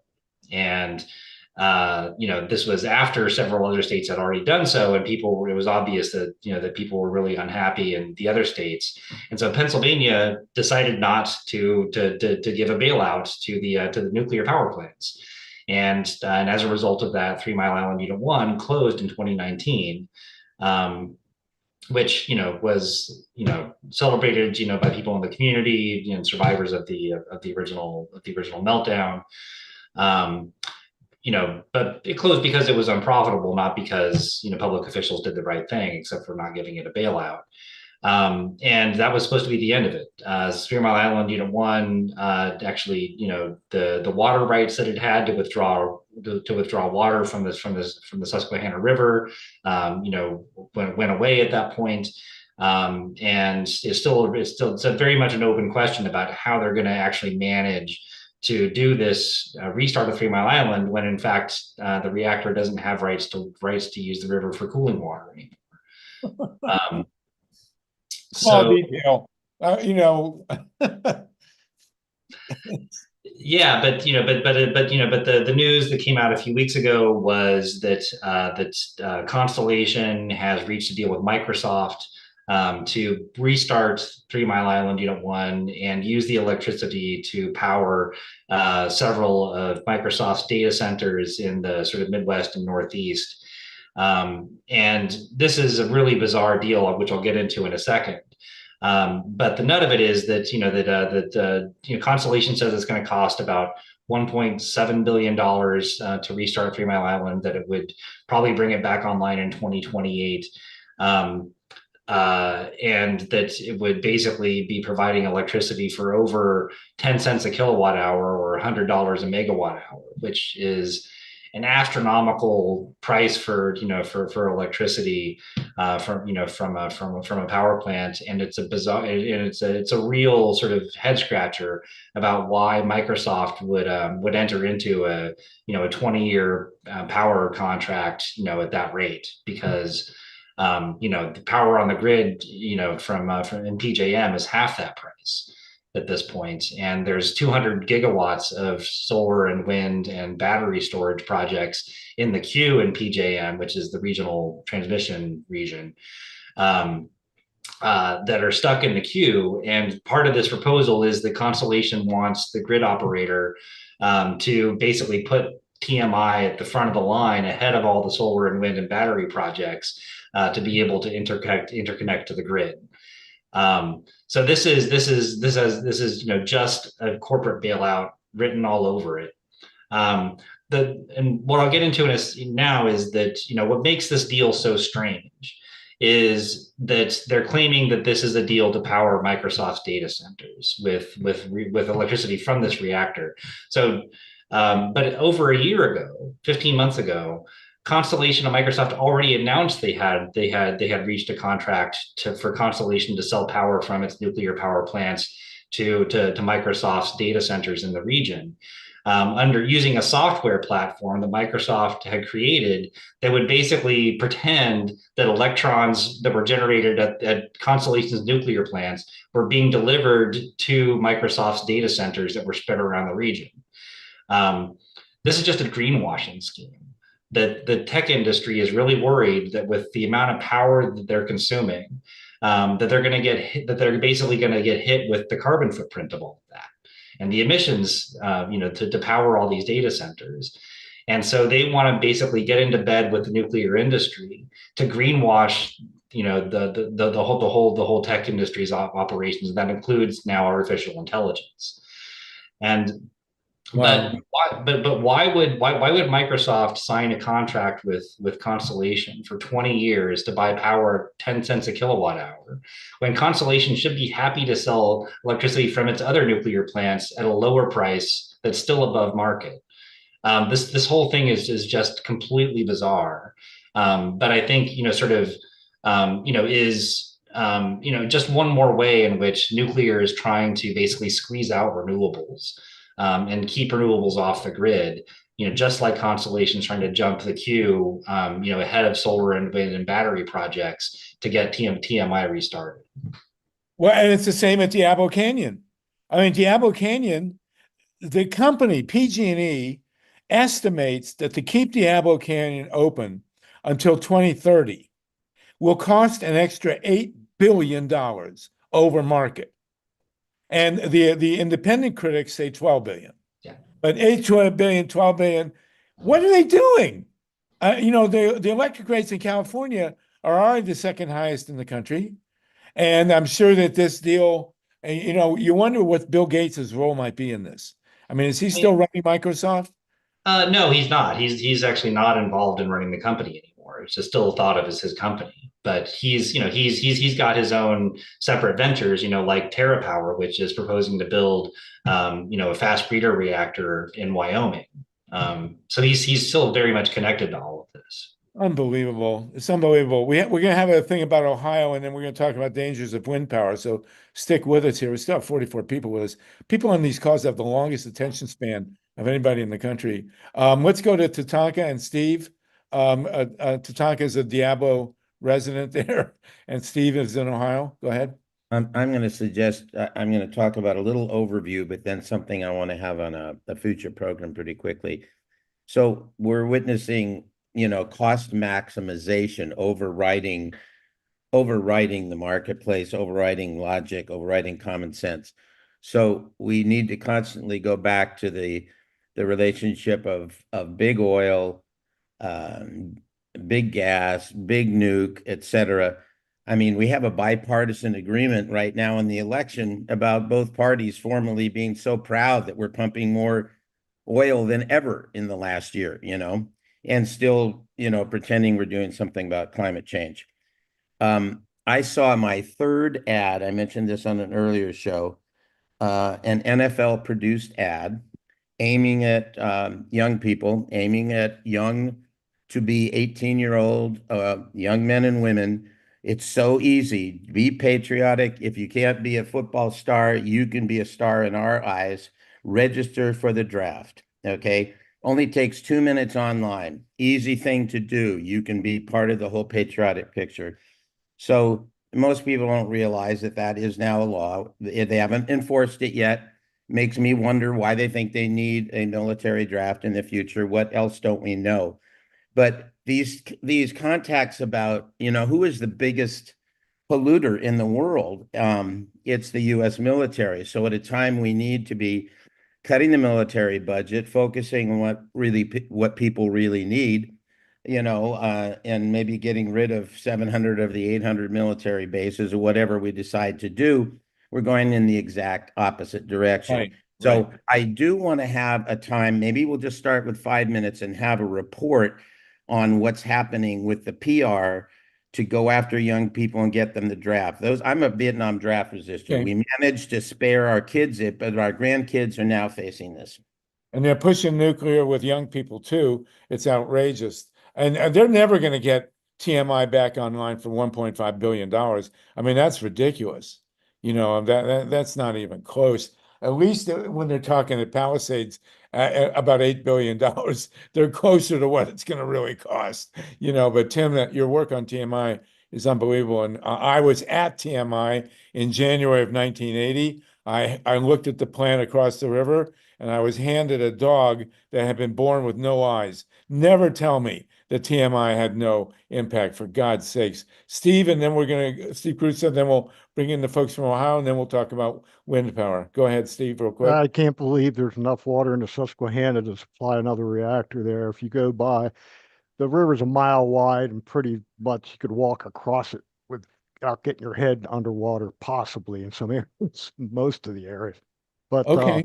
You have BlackRock just buying $28 billion worth of crypto, which is based on crunch power from computers, and thus it's like the nuclear gold rush. All of a sudden we need all this power to make this money. It's fool's gold. Thank you.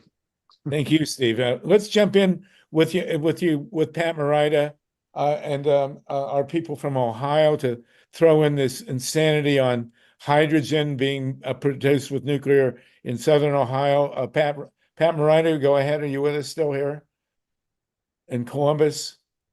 Pat, are you with us?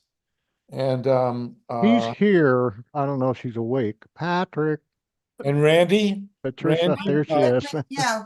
Can you jump in and add this hydrogen insanity to the mix with Palisades and 3 Mile Island, if you would? Hello? How's hydrogen? Hi. Yes. Did you want to talk with Randi about this hydrogen scam they're doing in Ohio? Yes, let Randi go ahead. She has a presentation, and then I'll chime in when she's done. Okay, Randi, go ahead if you can. I'm trying to share my screen here. I don't know if it's working. Oh, okay, but remember, we can't show. Slideshow. Can you summarize? We can't show the slides on the air. Oh, okay. Okay. Why not? Yeah. We can show them, but you got to remember you're on the radio. If you could take 5 minutes, go ahead. Talk. Well, yeah, I don't really need to show the slides, but I can talk. Please. My video is not good because we're out here in the boondocks. Okay. So Go I ahead. don't even know if you can see my face, but I'll go ahead. No, we can't. But go ahead. Go ahead. Tell us about Okay. this hydrogen project in Ohio and how it relates to nuclear. Okay, so the problem is that the IRA that was proposed and signed into law by Biden, and they are starting up all these hydrogen hubs all across the United States. And one of the hubs is going to be in our area, and it's called Arch 2. It's the Appalachian Regional Clean. They always call it Clean Hydrogen Hub. They're calling all of them clean. But when we started to look into this, we found out that it's just another excuse to do more fracking, because the hydrogen that they're going to make in our area, which includes the western part of Pennsylvania, southeastern Ohio, and most of West Virginia, this will all rely on fracked gas. So it's blue hydrogen when they add the carbon capture to it. So what they're basically doing is they're ripping the hydrogen off of a methane molecule, CH4, and then they're going to create, once they do that, a lot of carbon dioxide. So in order to try to look like it's clean, they're going to take that carbon dioxide, they're going to compress it into liquid, critical fluid, CO2, and then they're going to inject it underground. So right now, like the county I live in, Harrison County, it's one of the counties that they're proposing to do this injection with. There are also there's a county north of us, Carroll County, and then Jefferson County. There's a couple in Pennsylvania because we live right along the Ohio River. And then there's a couple counties in West Virginia. But this technology, this carbon capture, and a lot of people on the call might know this. This has not been proven to be effective. The plants that they have built, have not been able to capture, even close to 90% of the carbon that's being, emitted from the facilities that they're attached to. There's the plant in Australia, the Gorgon plant. This was an enormous plant. Lots of money was, pushed into this plant, and it fell right on its face. And the other issue that we're concerned with, because we live in an area that's always been extractive industry, they've long well mined, they've strip mined, they're fracking everywhere. They have injection wells for the waste fluid for fracking that they're shooting down underground. And now you want to shoot liquefied CO2 underground, which is highly pressurized. If you hit one of these open shafts of a mine or one of these fracking wells or one of these orphan abandoned wells, this is going to come gushing out into, the communities or along the ground. It's heavier than air. It's going to float along. It's going to asphyxiate people, maybe cows and other organisms that are living above ground. So that's a big issue with that. And then, there's different, which is kind of funny to us, different color codes for the hydrogen. We have, blue hydrogen with a carbon capture, green hydrogen, they're telling us they're going to be able to do, but really the only truly green hydrogen is the hydrogen that's made with water, and the electrolysis is fueled with either wind energy or solar energy. The two facilities in Ohio that they want to call green hydrogen, those facilities are actually going to be fueled off of the main grid, which is methane-based electricity generated. And it sounds like a good plan, when you first look at it, oh, wow, we'll burn hydrogen and the only byproduct is water. But when you start to dig into this, and it's funny because they are requiring them as part of the IRA to engage local communities. Well, we may be right next door to one of the storage facilities, 20 minutes away. No one's getting engaged. They're not talking to any of the local communities. They're not talking about any of the health issues. They're not talking about the fact that hydrogen is an indirect climate gas because it ties up the hydroxide radical, and then it allows more methane to get in the atmosphere. There's just so many issues that are not getting talked about with this hydrogen. And then the fact that, Pat's going to talk about a little bit, with the pink hydrogen, they're going to rely on nuclear energy to create that. And it just, we're calling it the hydrogen hoax. The big hydrogen hoax, and that's basically what it is. And a group is forming between Pennsylvania, West Virginia, and Ohio. We're calling ourselves Halt the Hydrogen Hoax, and we hope to have a local meeting, in November to try to get the grassroots groups engaged, to try to start to push back with this, because we're really not getting any answers from the Department of Energy. They have played a shell game. They've moved, well, this project's out, now we're bringing this project in, and all you have to do is go to the ARCH2 site and look at the partners. EQT, a major fossil fuel company, is on the top of the list. And this is just to keep fracking the region, and we're already dying from the emissions and water withdrawals. I mean, our county was in the worst for the drought this summer. I mean, we finally got rain. We didn't have rain since June, and they're withdrawing from all these streams for water for fracking. And then we watch these brine trucks going back and forth across the highway and through our communities, and we know that's poisoned water. It's radioactive with radium. So I mean, the whole thing is just a huge boondoggle to continue fracking. And I hope I didn't talk too fast. But no, you did great, Randy. You're a great presenter. You'd be a great radio host. So very good. And of course, this has a big nuclear dimension. And then we're going to talk about wind. But Pat, did you want to add the nuclear dimension to this? I'm sure Tim and Kevin are well aware of it. Yes, well, I put a disjointed notice in the chat. There's a webinar called Halt the Hydrogen Hoax, and it's a longer version of what Randy said today. And you can watch it and you can slow down and see all the different things that she and Sean O'Leary both have to say about this. And it's a little over an hour long. I think there's questions and answers and so forth. So please do check that out.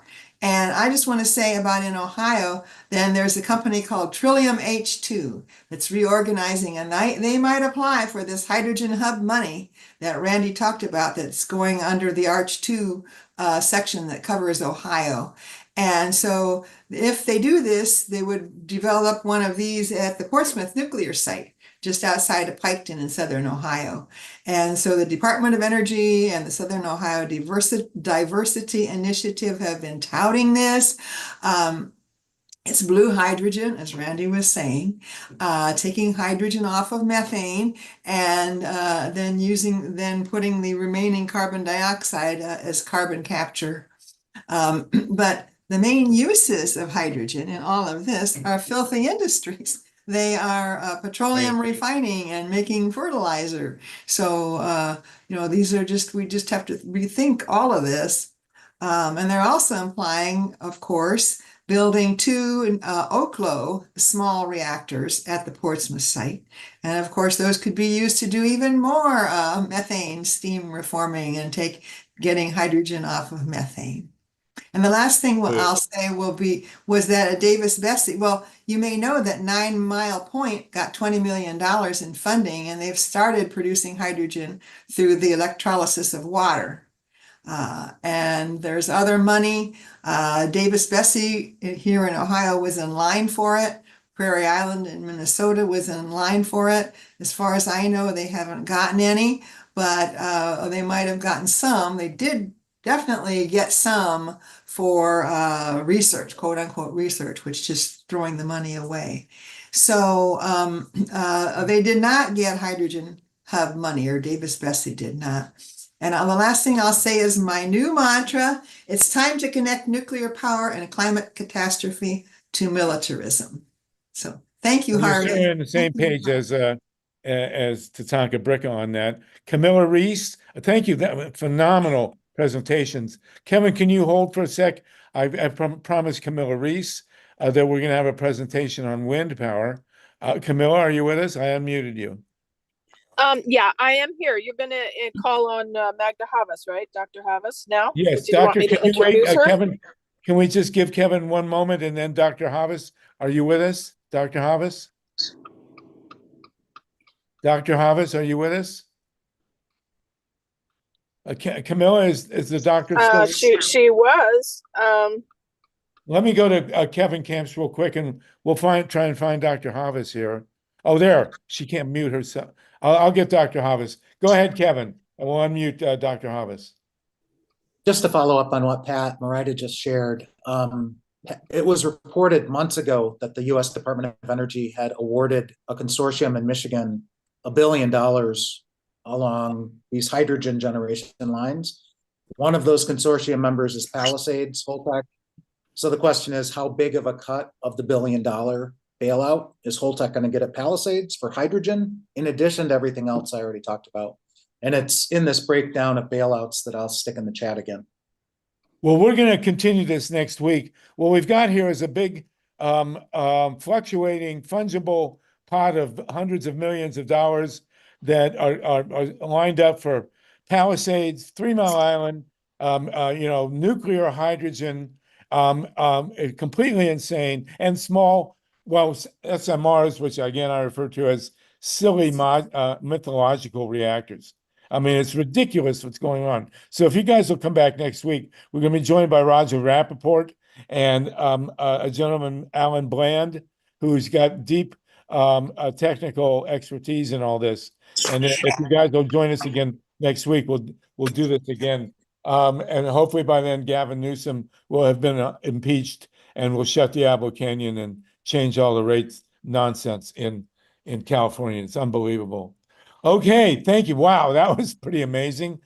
We still have 39 people with us. Magda Havas, you have a couple of things to raise about wind power. We're going to go to 420. So take your 10 minutes, please. Let's hear what you got to say about wind. Okay. Thank you, Camilla, for bringing Dr. Havas on with us. Yeah, very welcome. I have a presentation that I can do without if you prefer, because I realize. Oh, go ahead. Just take 5 minutes and then we'll talk with you after that, please.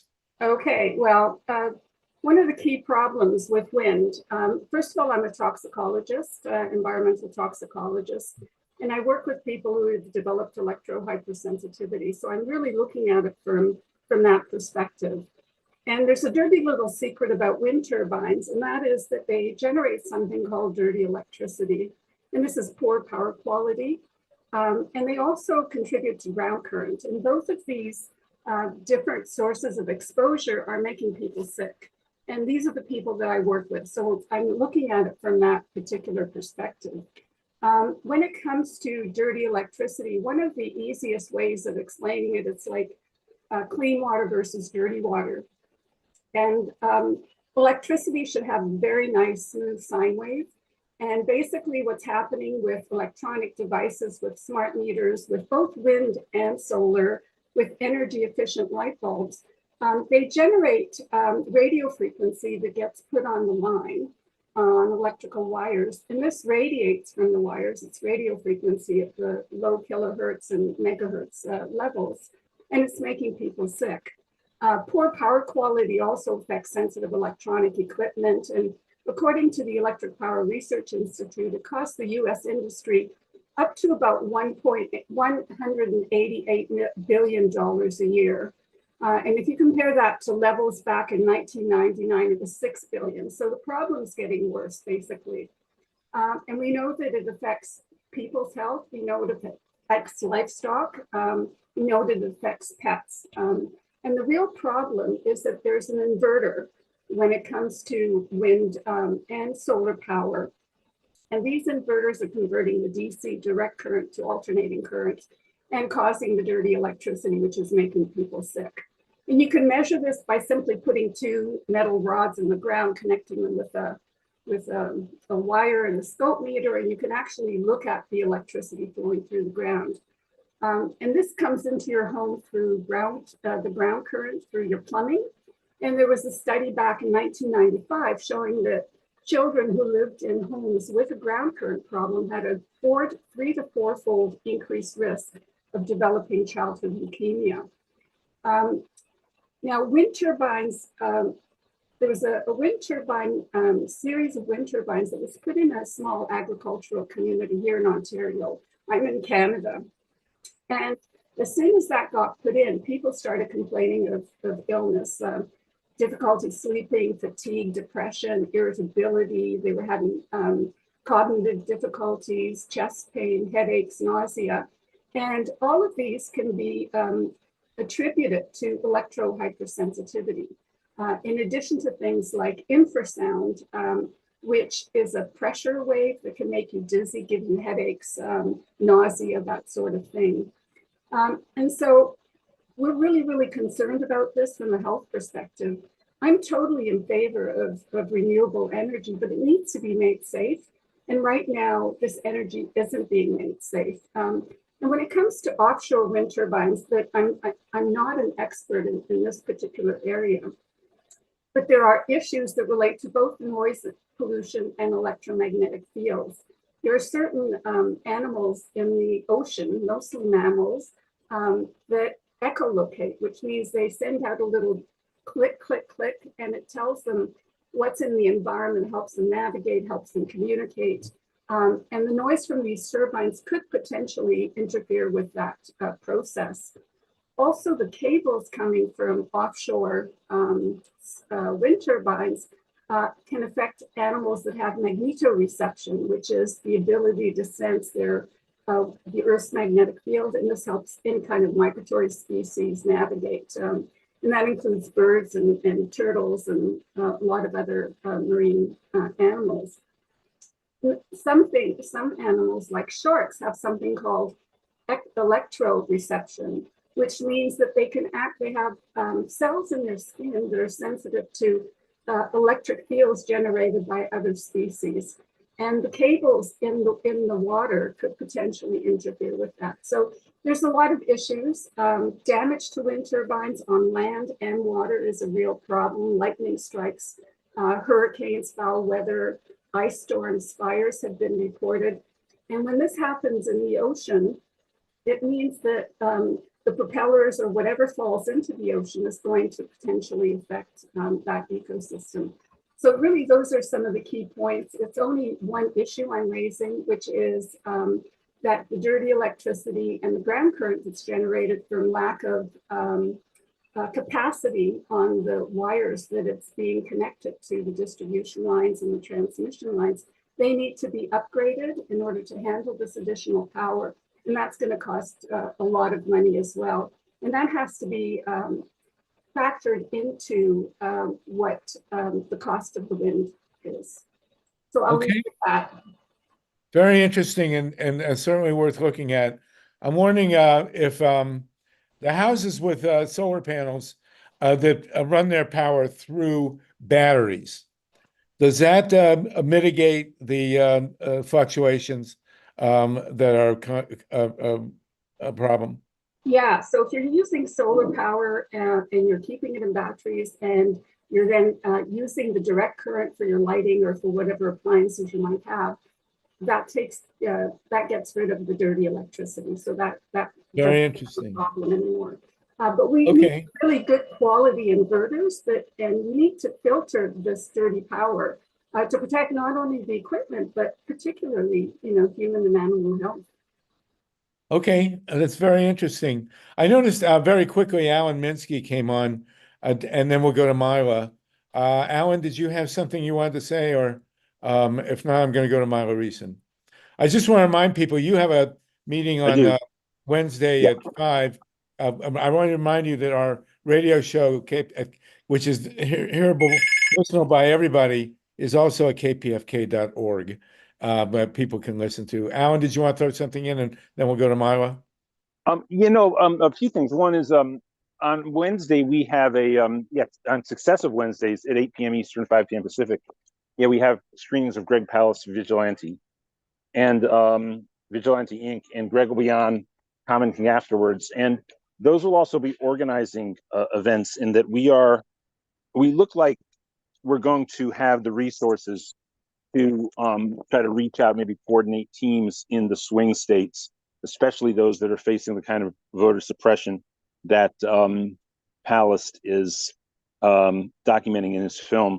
And we're planning on working with Greg and with all of you on this weekly call, and election protection experts around the country to do everything we can to help secure the votes of the people that this reactionary, nationally coordinated operation is seeking to, suppress people. So that's on Successive Wednesdays. Tomorrow, at 3 p.m. Eastern. Hey, at 3 p.m. Eastern, I'm saying hi to one of my sister's friends. 3 p.m. Eastern and noon, we have a big national voter registration text event where we are working with a group called Field Team 6. And they are a partisan organization in that they directly reach out to likely Democratic voters who are unregistered. They are probably the most efficient operation in the entire country at registering Democrats to vote. And this is the last week where voter registration is open in all states. So that is tomorrow. And Mike Hirsch and I, we're going to put the links to both of these events in the chat. I am going to request on behalf of me, Mila, and Tatanka that you move your next meeting from 5 p.m. to 6 p.m. So that people can segue from our 5 p.m. California Solartopia. Well, how about we do this? We go on to this show this Wednesday, and for all the people around the country who are joining us, we say every Wednesday now on, you have to be doing this. And then the following week we'll do the same. So that way we can get people listening to Solartopia on KPFK. KPFK would be great. We're on at 5 to 6, kpfk.org, and we certainly support PDA.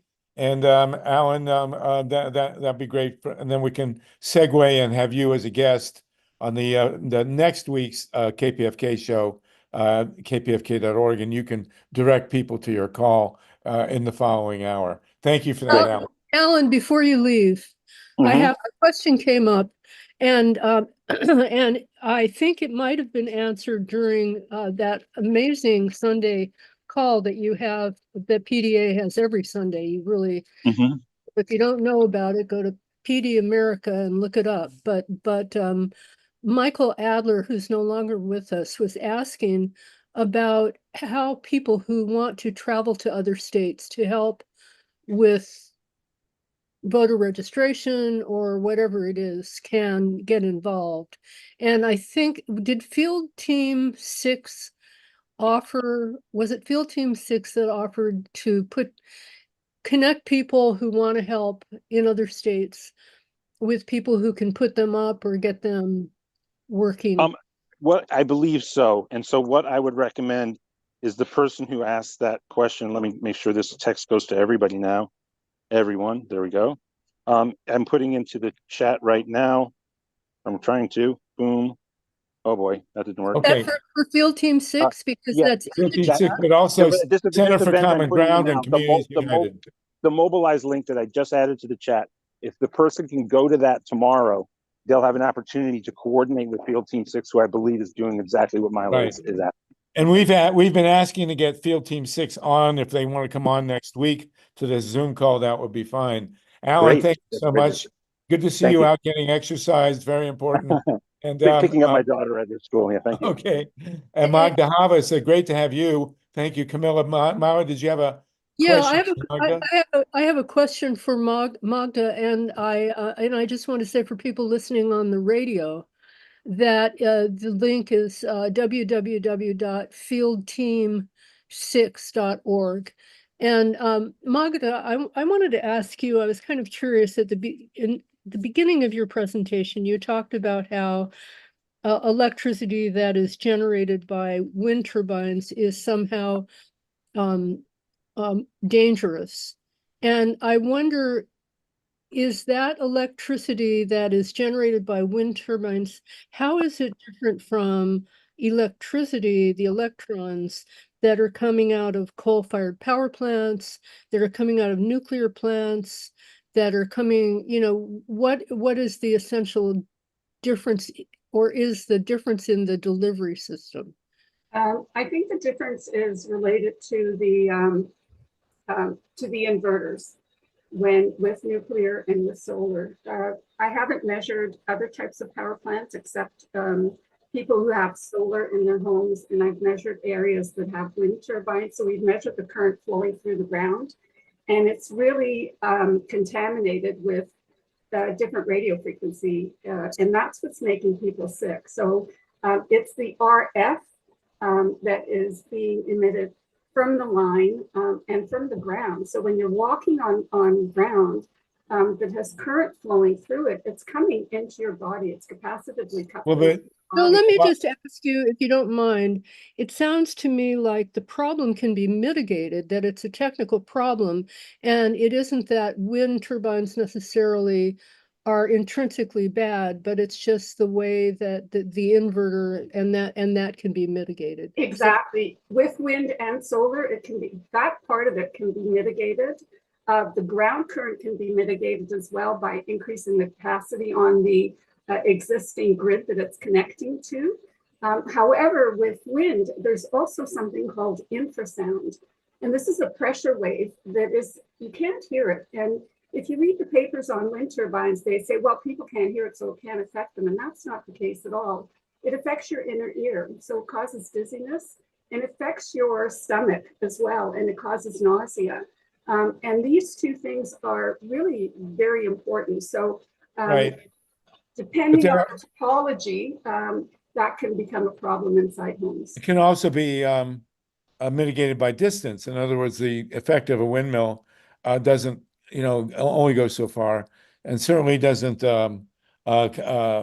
stand on scale with atomic radiation coming out of nuclear plants and other things. But it's important you raise these issues. They have to be dealt with. And I was in the wind business selling or trying to sell windmills to Northern Ohio farmers.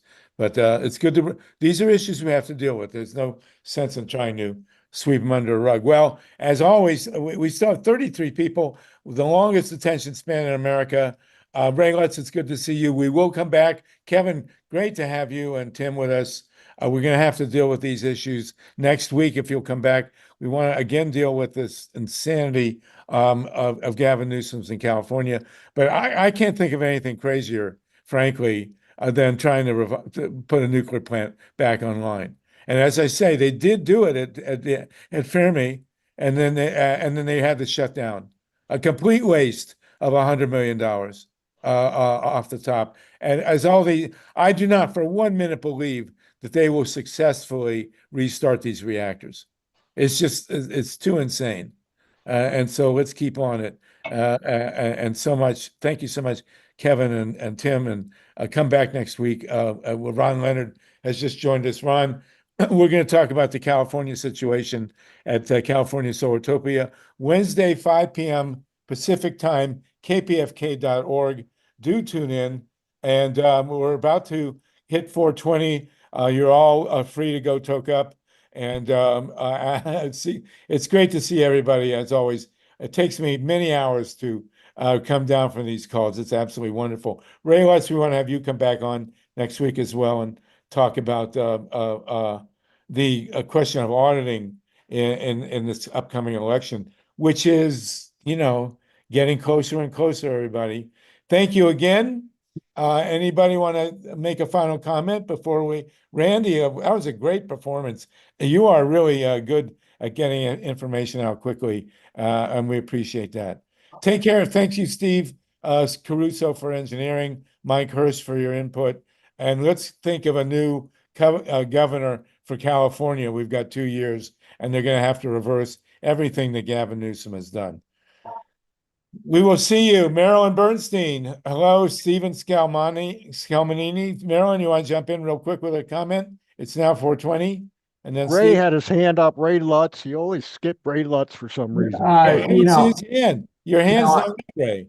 No, I just wanted to say that between like hydro and coal and a nuclear, they have rotating machinery, really big rotating, heavy machine rotating turbines, and that stabilizes the frequency. And but I would like to underline what you said, Harvey, and that is, as bad as these wind turbines might be, they are not ever worse than a nuclear plant. That's right. And I want to commemorate, by the way, that Great Britain has shut its last coal burner. That's a big deal. If you think of the role that coal played in the English economy, they are no longer burning coal for electricity at big plants. Huge. So that's a big deal. Thanks, All Harvey. right, everybody. Marilyn and Stephen. I'm just wondering if there was a massive reaction to that veto, that ridiculous veto. Well, we're going to have to get one. He's been doing. He is just totally plowed in to the solar industry. The damage that he has done has just been incalculable, and this is just the latest.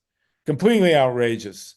But are people pissed? I mean, that way they Oh, should. God, yes. Absolutely. Tune in kpfk.org at 5 p.m. Pacific time on Wednesday, and then we'll deal with it again next Monday. We're not going to let this go. Magda, thank you so much. I'm glad that Camilla brought you on, and we'll come back anytime. Stephen Scalmanini, you want the last word here? Just asking if there's any recommendations from anyone on the Pacifica election underway. Well, I'm for New Day, actually, thank you. Anybody who's a Pacifica member, you've got till 9 p.m. Pacific time to vote. So please do ASAP. Stephen will look for your vote. Thank you so much. And Stephen, if you go to newdaypacifica.org, you can find recommendations for your radio station. Okay, that's what I wanted. Thank you. Thank no you. nukes, everybody. Thank you, Steve, again.